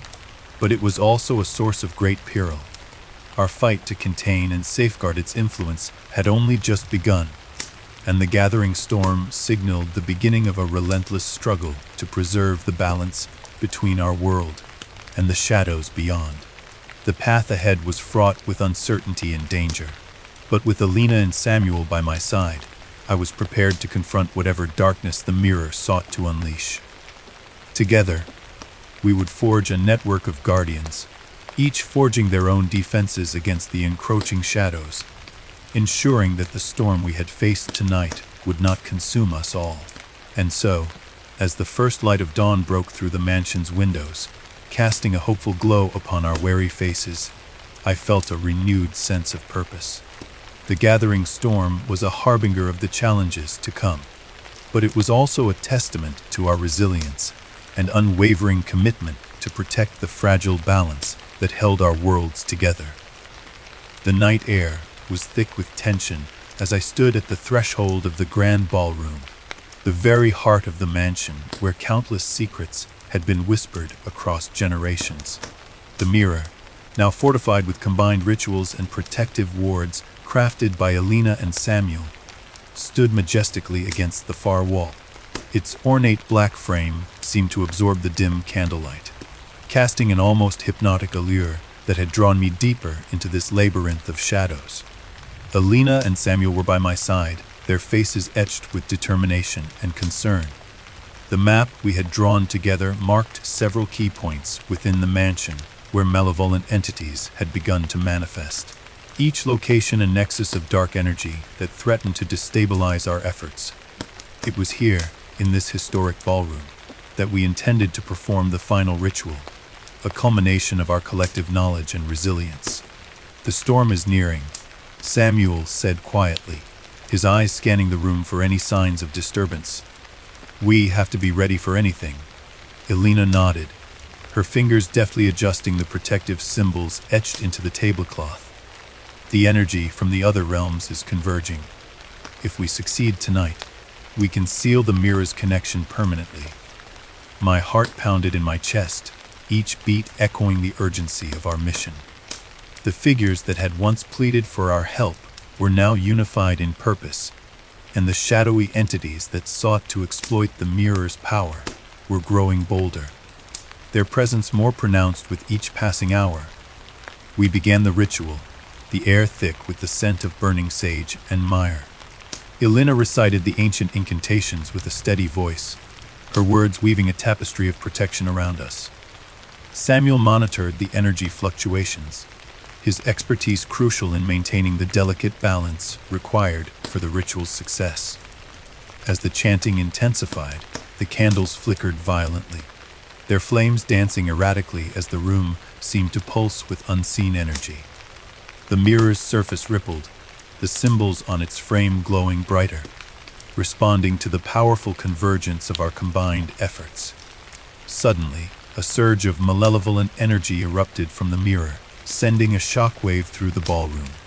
The shadows deepened, coalescing into grotesque forms that lunged toward us with predatory intent. The temperature plummeted, frost forming on the edges of the glass as the entities sought to breach the barriers we had meticulously constructed. "Hold steady," Alina shouted over the cacophony of clashing energies. "Maintain the chant." I gripped the talisman tightly, feeling its protective energy course through me, anchoring me amidst the chaos. The malevolent forces pressed harder, their whispers transforming into anguished screams that reverberated through the very foundations of the mansion. Samuel's voice cut through the turmoil. "We're losing control. The balance is tipping." Desperation gnawed at the edges of my resolve, but I knew we couldn't falter. Drawing upon every ounce of strength and knowledge, I focused on the journals and maps that had guided us to this moment. The rituals were not just about containment. They were about understanding and harmonizing with the mirror's intrinsic energies. As we neared the climax of the ritual, the room seemed to bend and warp, time itself fluctuating in response to our actions. The apparitions of Thomas and Eliza hovered at the periphery, their silent support bolstering my courage. "Now, channel your will through the chalice," Alina directed, her eyes locking onto mine with unwavering clarity. "This is the final step." I lifted the silver chalice, its surface gleaming with the essence of our combined efforts. Chanting the final verse, I extended my hand toward the mirror, the talisman pulsating in tandem with my resolve. By the light of unity and the strength within, we bind the darkness, let the light begin. Mirror's force, now heed our plea, seal the gate, set the spirits free. A brilliant surge of energy emanated from the chalice, cascading towards the mirror in a radiant beam. The shadowy entities recoiled, their forms distorting as the pure light pierced through their malevolent essence. The mirror's surface blazed with an intense brilliance, the symbols on its frame melding into a unified pattern that signified harmony and closure. The malevolent forces let out a collective wail, their attempts to break free thwarted by the overwhelming power of our unified will. The temperature rose once more, dispelling the icy grip and restoring a semblance of normalcy to the room. The storm that had raged within the ballroom began to dissipate, the dark energies receding back into the mirror's depths. A hush fell over the room, the aftermath of the confrontation settling like a fragile calm. The mirror stood serene, its surface now reflecting only the candlelit ballroom, unmarred by the chaos that had so recently ensued. The protective wards glowed softly, a testament to our success. Breathing heavily, I collapsed into a chair, my body trembling from the exertion. Elena and Samuel joined me, their expressions a mix of relief and exhaustion. "We did it," Samuel whispered, his voice hoarse. "The connection is sealed." Elena nodded, a wary smile touching her lips. "But we must remain vigilant. The mirror's influence is now deeply intertwined with our own energies. Any lapse in our defenses could reignite the storm." I looked into the mirror, seeing not just my reflection, but a reflection of the journey we had undertaken. A journey fraught with peril, sacrifice, and unwavering determination. The apparitions of Thomas and Eliza lingered for a moment longer, their gratitude palpable before fading into the serene reflection of the ballroom. As the first light of dawn began to filter through the windows, I felt a profound sense of accomplishment, tempered by the knowledge that our work was far from over. The confrontation had been a pivotal victory, but the legacy of the mirror's dark history was an ongoing battle that demanded continuous effort and commitment. "We need to fortify the wards and create a contingency plan," Elena stated, her eyes meeting mine with resolute determination. "There may be unforeseen challenges ahead, but together we can maintain the balance we fought so hard to achieve." As Samuel added, "And we should establish protocols for identifying and securing any future artifacts that possess similar powers. The mirror may be unique, but the forces it harbors are not confined to one object." Nodding in agreement, I felt the weight of our responsibilities settle more comfortably. With trusted allies by my side and a clearer understanding of the forces at play, I was no longer a solitary guardian, but part of a collective effort to protect our reality from the shadows beyond. As we left the ballroom, the morning sun casting a hopeful glow upon us, I couldn't help but feel a renewed sense of purpose. The storm had been weathered, but the journey to safeguard the balance between our world and the ethereal realms was an enduring mission, a testament to the resilience of the human spirit and the unyielding pursuit of peace. The mansion stood silent under the cloak of night, its ancient stone walls absorbing the pale light of the moon. The grand study, once a place of scholarly pursuit and haunted reflections, now felt like the arena of destiny. Elena and Samuel had helped me prepare for this final confrontation, ensuring that every protective ward was in place and every necessary component for the ritual was ready. The air thrummed with anticipation, a palpable tension that tightened my chest. I stood before the mirror, its surface calm yet resonating with an undercurrent of dormant power. The intricate black frame seemed to pulse subtly, mirroring the beating of my own heart. Gathered around me were the tools of our dark arts, candles arranged in a precise pattern, ancient symbols etched into the floor, and the silver chalice we had crafted from the remnants of past rituals. The moment had come to execute the counter-ritual, a battle of wills and sacrifices that would determine the fate of countless souls and our own existence. Elena approached, her presence a steadying force amidst the swirling emotions. "Mr. Everett," she began, her voice a blend of firmness and compassion, "remember why we're doing this. It's not just about containing the mirror anymore. It's about freeing those trapped within and sealing the gateway permanently." The Samuel nodded in agreement, his eyes reflecting both determination and concern. "The balance is tipping, and if we don't act now, the consequences could be catastrophic. We need to focus all our energy on the ritual. I took a deep breath, feeling the weight of responsibility settle upon me. The journals of Jonathan and Eleanor Hargrave had provided invaluable insights, but tonight required a personal sacrifice, a connection that only I could offer. The ritual demanded that a part of myself remain within the mirror realm, ensuring that the gateway was sealed from both sides. It was a daunting prospect, but contemplating the alternative, the relentless disturbances and the potential for malevolent forces to break through, left me with no choice. "I understand," I replied, my voice steady despite the turmoil within. "I'm ready." Elena handed me a ceremonial dagger, its blade gleaming with a mystic energy. "This will help you channel your essence. Focus on the intention of sealing the gateway and freeing the trapped souls." Samuel handed me the chalice, now filled with a sacred elixir prepared from the lost ingredients of our combined knowledge. "This symbolizes the bond between our worlds. Drink it as a sign of your commitment to the ritual." Sitting myself in front of the mirror, I placed the dagger across the chalice, my fingers brushing against the ornate carvings that mirrored the symbols on the frame. The candles flickered, casting dancing shadows that seemed to weave around us like protective guardians. Taking a deep breath, I lifted the chalice to my lips, the liquid shimmering with an ethereal light. As we speak, the barriers weaken, and the darkness seeks to breach the veil. Elena in tune, her voice harmonizing with the ancient chant Samuel had prepared.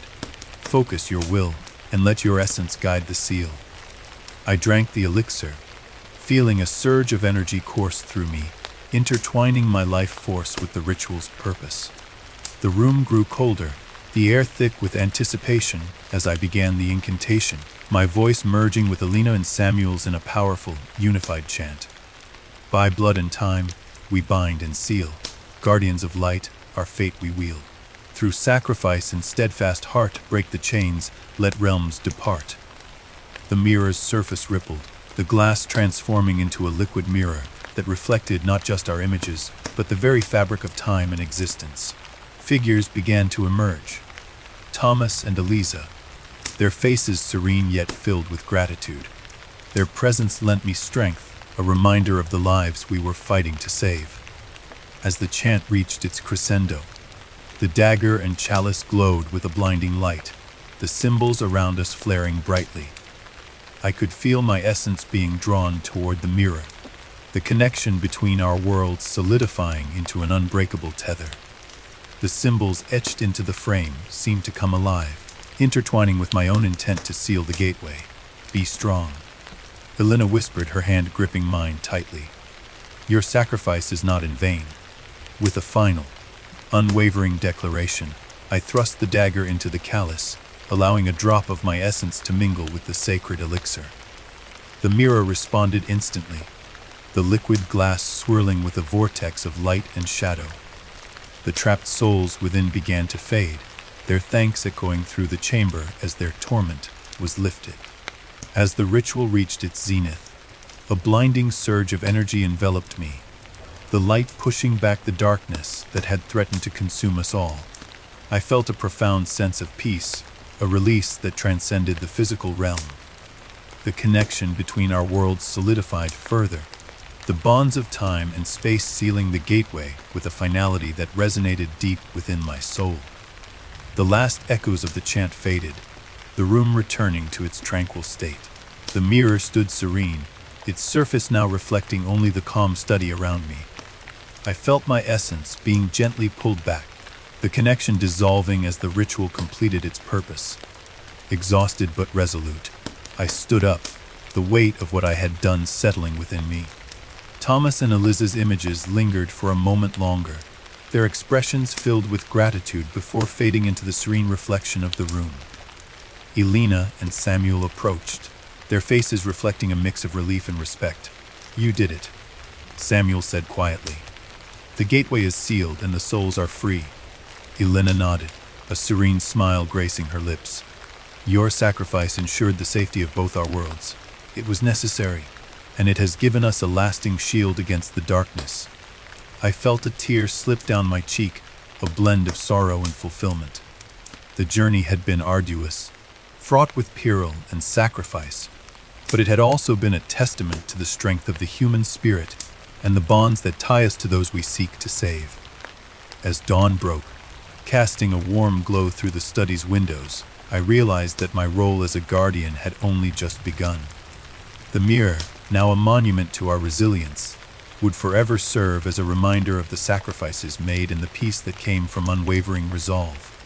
With Alina and Samuel by my side, I felt prepared to face whatever challenges the future held. The storm we had weathered was a precursor to the tranquility that now settled over the mansion. A home no longer haunted by shadows, but illuminated by the light of liberation and hope. The first rays of dawn filtered through the heavy curtains, casting a warm, golden hue across the grand study. The room, once a battleground of dark energies and relentless chaos, now felt tranquil and serene. The mirror stood silent against the far wall, its ornate black frame no longer pulsating with malevolent energy, but reflecting only my image with a newfound peace. The aftermath of the final ritual left an indelible mark on both the mansion and me, reshaping my understanding of duty, sacrifice, and the delicate balance between worlds. Sitting at the desk, I allowed myself a rare moment of respite. The journals of Jonathan and Eleanor Hargrave lay closed beside me, their pages now resting peacefully. The silver chalice, a symbol of our sacrifice and triumph, shimmered faintly under the morning light. Elena and Samuel had departed after the ritual, leaving me alone with my thoughts and responsibilities. Their presence had been unwavering, pillars of strength that had fortified my resolve during the darkest hours. Yet, despite the calm, a sense of purpose lingered. A quiet determination to honor the legacy of those who had come before me and to protect the fragile balance I had helped restore. The mirror, once a conduit for chaos and despair, now served as a reminder of the power of unity and the sacrifices necessary to maintain harmony between realms. As I gazed into the mirror, I felt a subtle shift in the air. The reflection mirrored my contentment, yet a faint ripple traversed the glass, hinting at residual energies that still lingered. It was a reminder that although the immediate threat had been quelled, the journey of guardianship was ongoing. The mirror was a nexus, a point where worlds intersected, and my role was to monitor and maintain the equilibrium that prevented the encroachment of darkness. Standing, I moved to the window, the expansive view of the mansion grounds now bathed in morning light. The gardens, once shrouded in twilight shadows, blossomed with vibrant colors, a testament to the mansion's enduring beauty despite the turmoil we had faced. The tranquility of the scene contrasted sharply with the turmoil of the past weeks, underscoring the profound transformation the ritual had wrought. A knock at the door pulled me from my reverie. I opened it to find Samuel standing on the porch, his presence a welcome interruption. His wary eyes met mine, conveying a mixture of relief and camaraderie. "Good morning, Everett," he greeted, stepping inside. "I thought I'd check on you after the ritual." I smiled, inviting him in. "Morning, Samuel. I'm glad you're here." He nodded, glancing around the study. "Everything seems settled, but I wanted to ensure the wards are holding strong and to offer any assistance you might need moving forward." I appreciated his offer. "Thank you, Samuel. Your expertise has been invaluable." We settled into comfortable chairs, the morning light casting gentle shadows on the table between us. Samuel's reports from his travels added depth to our understanding of the mirror's influence. He had encountered similar artifacts in distant lands, each with its own unique properties and histories. These encounters underscored the mirror's significance and the global implications of our efforts to contain its power. Elena arrived shortly after, bringing with her a sense of renewal. Her visit was a routine check-in, yet her presence infused the room with a sense of ongoing collaboration and shared responsibility. Together, we discussed strategies for monitoring the mirror and handling any future disturbances that might arise.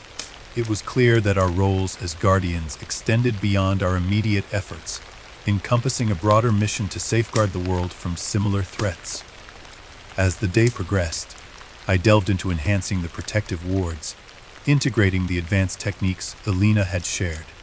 The process was meticulous, requiring both precision and intuitive understanding of the arcane energies at play. Each symbol and incantation was a step toward fortifying the mirror's boundaries, ensuring that it remained a beacon of light rather than a gateway for darkness. In the afternoons, I began documenting the entire ordeal in a new journal, a comprehensive account that would serve as both a record of our triumph and a guide for future guardians. The entries detailed every challenge, every ritual, and every moment of doubt and resolve. Writing about the experiences helped solidify my understanding and provided clarity amidst the lingering shadows of memory. Nights were still punctuated by the occasional whisper or fleeting shadow, but they were no longer overwhelming. The fortifications we had established proved effective, the mirror's surface calm and reflective. I learned to filter out the residual energies, focusing instead on the serenity that had been restored. However, I remained vigilant, aware that complacency could lead to the unraveling of the hard-won balance. One evening, as I sat by the fireplace, lost in thought, Alina joined me with a steaming cup of tea. "You've done well, Everett," she said softly. "The peace you've brought is a beacon of hope, but remember, the mirror is a living artifact. It evolves, and so must our methods to contain its influence." I nodded, savoring the warmth of the tea. "I understand. We must remain adaptable, continually learning and improving our defenses." Samuel chimed in, his tone thoughtful. "There are still mysteries surrounding the mirror's true origins and its creator's intentions. We should continue our research, perhaps even seek out other guardians who have faced similar challenges. A collective effort could provide the strength we need to ensure long-term stability." The idea resonated deeply with me. Building a network of guardians that could amplify our efforts and provide support in ways we haven't yet imagined. As the evening deepened, our conversation shifted towards the future, a future where the mirror's legacy would be one of protection and enlightenment rather than fear and destruction. The mansion, once a fortress of secrets, now stood as a haven of knowledge and guardianship, its halls echoing with the promise of unity and resilience. Later that night, I returned to the mirror one final time. The reflection stared back at me serene and unchanged. Yet, within its depths, I sensed a silent promise, a commitment to maintain the balance and honor the lives intertwined with its existence. I placed a hand gently on the ornate frame, feeling the lingering energy that both connected and protected. Together, I whispered, a vow to myself and the spirits I had helped free. We will keep the balance, safeguarding our worlds from the shadows that seek to undermine them. As I stepped away, the mirror mirrored my resolve, shining brightly with the light of newfound purpose and unwavering determination. The journey was far from over, but I was no longer alone. With allies like Alina and Samuel, and the rich legacy of my ancestors guiding me, I was prepared to face whatever challenges lay ahead, ensuring that the timeless keep remained a bastion of peace and protection for all who sought refuge beyond the veil. The morning sun streamed through the tall windows of the grand study, casting a warm, golden glow that contrasted sharply with the darkness that had plagued me for so long. The room, once a theater of shadows and whispers, now exuded an air of calm and stability. The ornate mirror stood silently against the far wall, its presence a reminder of battles fought and peace achieved. I stood near the desk, reflecting on the journey that had led me to this moment. A journey of sacrifice, discovery, and unwavering resolve. Alina and Samuel had departed after our final confrontation, leaving me with a sense of accomplishment tempered by the weight of ongoing responsibilities. The rituals we had performed had not only liberated the trapped souls, but also fortified the mirror's defenses, sealing the gateway that threatened to unravel the fabric of our reality. Yet I knew that the role of a guardian was not a solitary one. It required constant vigilance, collaboration, and the support of those who understood the delicate balance between our world and the ethereal realms. As I sat down to organize my notes, the silent study walls seemed to resonate with the echoes of past events.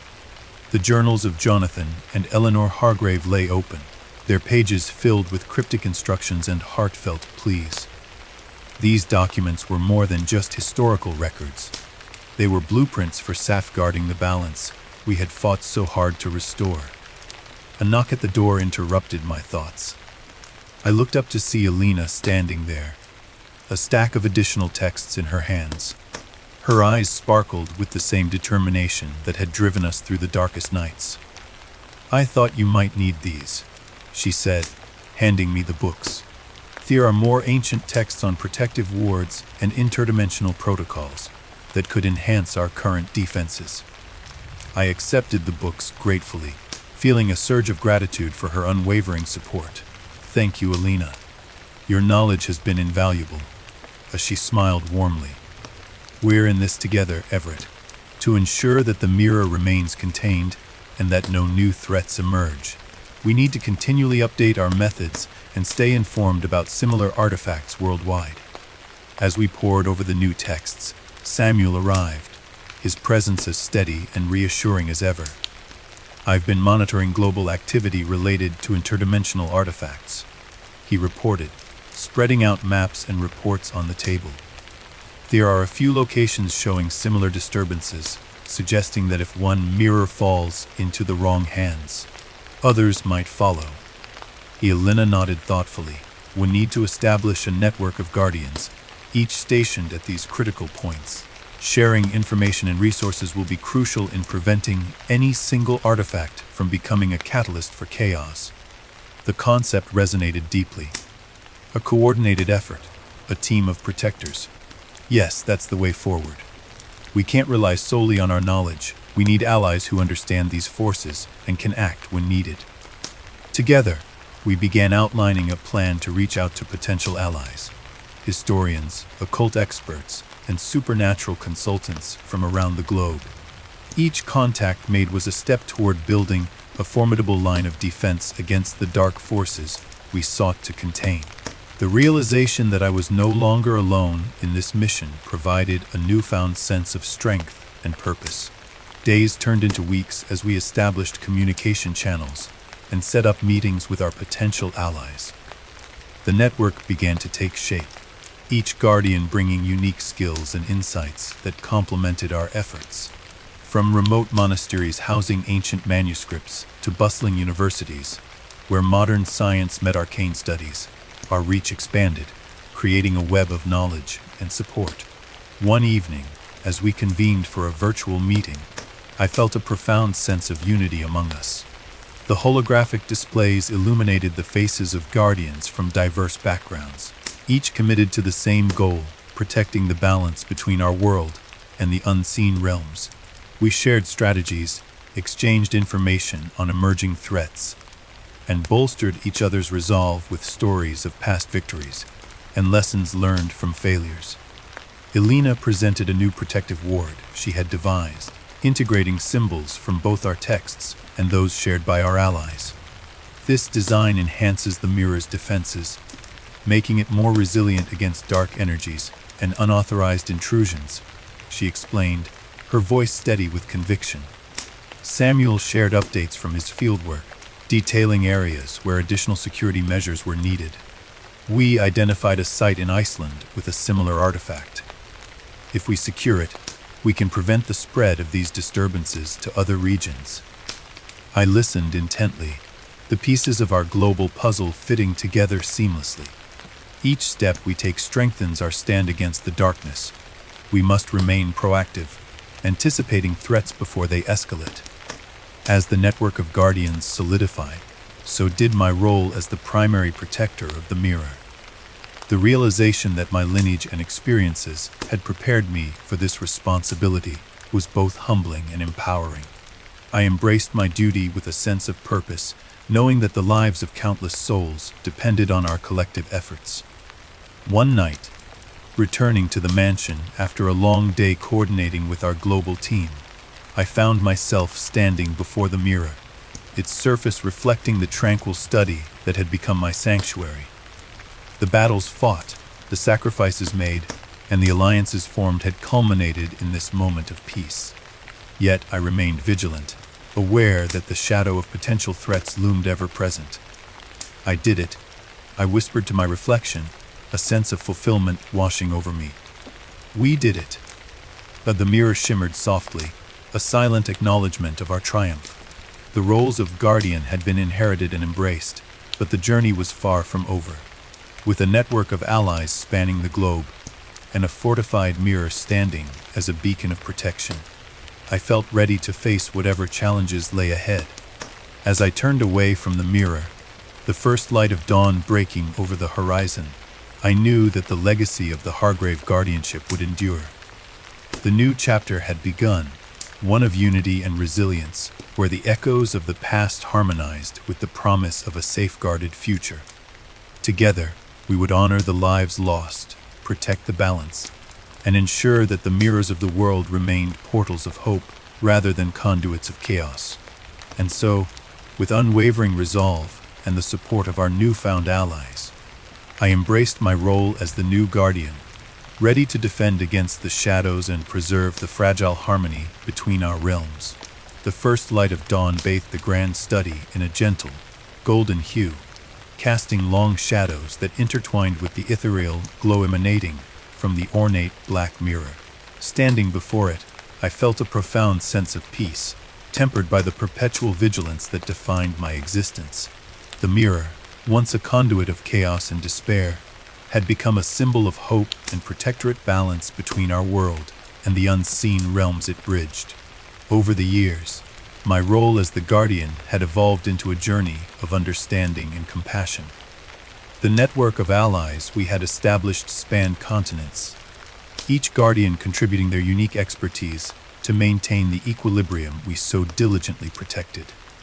Yet, even with the fortified wards and the collective strength of our team, the mirror's allure remained a potent force, capable of drawing in those who sought its enigmatic power. One crisp autumn morning, as leaves rustled softly outside, I sat near the fireplace, reviewing our latest dispatches from guardians around the globe. The calm of the study was a stark contrast to the storm of events that had transpired, leaving me to ponder the delicate balance we maintained. It was in this moment of reflection that a subtle, almost imperceptible movement caught my eye, the mirror's surface shimmering slightly, as if stirred by an unseen breeze. A sudden knock at the door broke the stillness, and I turned to see a young woman standing hesitantly on the threshold. Her presence was both out of place and strikingly familiar, her eyes wide with a mixture of curiosity and desperation. "Can I help you?" I asked gently, noting the ethereal quality of her appearance, as though she were a figure stepped out of a dream. She nodded, taking a tentative step forward. "I saw the mirror," she murmured, her voice barely above a whisper, "and I felt like I needed to find it." A chill ran through me, recognizing the same pull that had once drawn me into this role. "Come in," I invited, gesturing toward the study. "Please, sit down." But as she entered, she looked around the study with a mixture of awe and apprehension. "Why does the mirror call to me? I feel like there's something I need to do, something important." I motioned for her to sit beside me, understanding the struggle she faced, the mirror's power to allure and bind.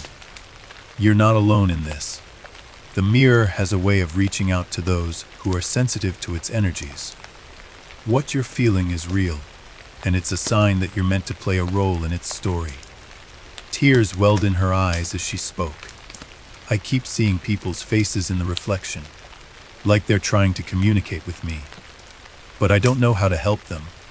I reached out, placing a reassuring hand on hers. "The mirror does more than just reflect. It connects souls and moments across time and space. Those you see are seeking resolution, a way to move on from their past. I can help you understand how to communicate with them and guide them toward peace." Her shoulders slumped, the weight of her unspoken fears evident. "I've been trying, but it feels like I'm losing myself in the process. The whispers, the shadows, they're overwhelming." Annalena entered the study quietly, her presence a calming influence. "Let her know that she's not alone, Everett," she advised softly. "We can work together to help her find balance." A Samuel followed shortly after, bringing with him a sense of solidarity. "A collaborative approach will be our strength," he affirmed. "We can combine our knowledge to support her and ensure the mirror's influence doesn't consume her." But together, we began a guided meditation, creating a protective circle around us. The mirror's surface rippled gently, the apparitions within the glass observing our efforts with a newfound hope. I addressed the mirror directly, my voice steady. "Spirits bound within, we seek to understand and aid you in your journey toward peace." But the young woman closed her eyes, focusing on the connection we were forging. Slowly, the faces in the mirror began to manifest more clearly, their expressions softening as they sensed our intent. One figure, a young man with kind eyes, stepped forward, his presence less menacing and more filled with longing. "Thank you," he whispered, his voice echoing through the room. "We can finally rest." But as their forms dissolved back into the reflective surface, the mirror shimmered with a brightness that seemed to cleanse the room. The haunting whispers faded, replaced by a serene silence that settled over us like a comforting blanket. The young woman opened her eyes, a sense of relief washing over her features. "I see them now, not as burdens, but as memories that deserve to be honored." A soft smile touched my lips. "That's the key, honoring their stories and helping them find closure. In doing so, we weaken the mirror's hold and elevate its purpose from a prison to a sanctuary." She nodded, her eyes reflecting a newfound understanding. "I want to help them, to give their stories the recognition they deserve without falling into the same obsessions." Annalena and Samuel exchanged a glance, their faces mirroring the support and determination that had defined our collective efforts. "Welcome to the guardianship," Elena said warmly. "Together, we can ensure that the mirror remains a beacon of hope rather than a conduit for despair." As the young woman found her place within our network of guardians, I felt a renewed sense of purpose. The journey had been arduous, filled with sacrifices and battles against shadowy forces, but moments like these reaffirmed the importance of our mission. The mirror, once a symbol of chaos, had transformed into a conduit for healing and understanding, a testament to the resilience and compassion that bound us all. That evening, as we sat together in the study, the mirror reflecting the harmonious unity of our team, I realized that the legacy of the Hargrave guardianship would endure through the hearts and minds of those who chose to protect and honor it. The echoes of the past had given way to the promise of a brighter future, where the reflections of hope would shimmer indefinitely within the silvered glass. And so, as the sun set over the mansion, casting its final golden rays upon the mirror, I felt a profound sense of fulfillment. The threads of fate had woven us into a tapestry of guardianship and camaraderie, ensuring that the timeless keep remained a sanctuary of light and peace for generations to come. Years have passed since the final ritual that sealed the mirror's gateway and liberated countless souls. The grand mansion, once a focal point of supernatural turmoil, now stood as a monument to our triumph and the enduring balance we had achieved. Time continued its relentless march, and the legends of the haunted mirror gradually faded into whispers carried by the winds of history. Yet, the echoes of its existence lingered, subtly woven into the fabric of the world around us. In quiet moments of reflection, I often found myself gazing into the mirror, now a symbol of hope rather than fear. Its surface, once a tumultuous portal, had settled into a serene stillness, capturing the light in a way that mirrored our newfound peace. The protective wards and rituals we had established remained steadfast, ensuring that the mirror's influence stayed contained within its ornate frame. Despite the passage of time, occasional disturbances reminded me that our work was never truly complete. Shadows would flicker at the corners of my vision, and faint whispers echoed through the halls, remnants of the battles we had fought. These subtle reminders kept me grounded, reinforcing the importance of my role as the guardian of the mirror. Each time I encountered a disturbance, I responded with the same dedication and resolve that had guided me through the darkest nights.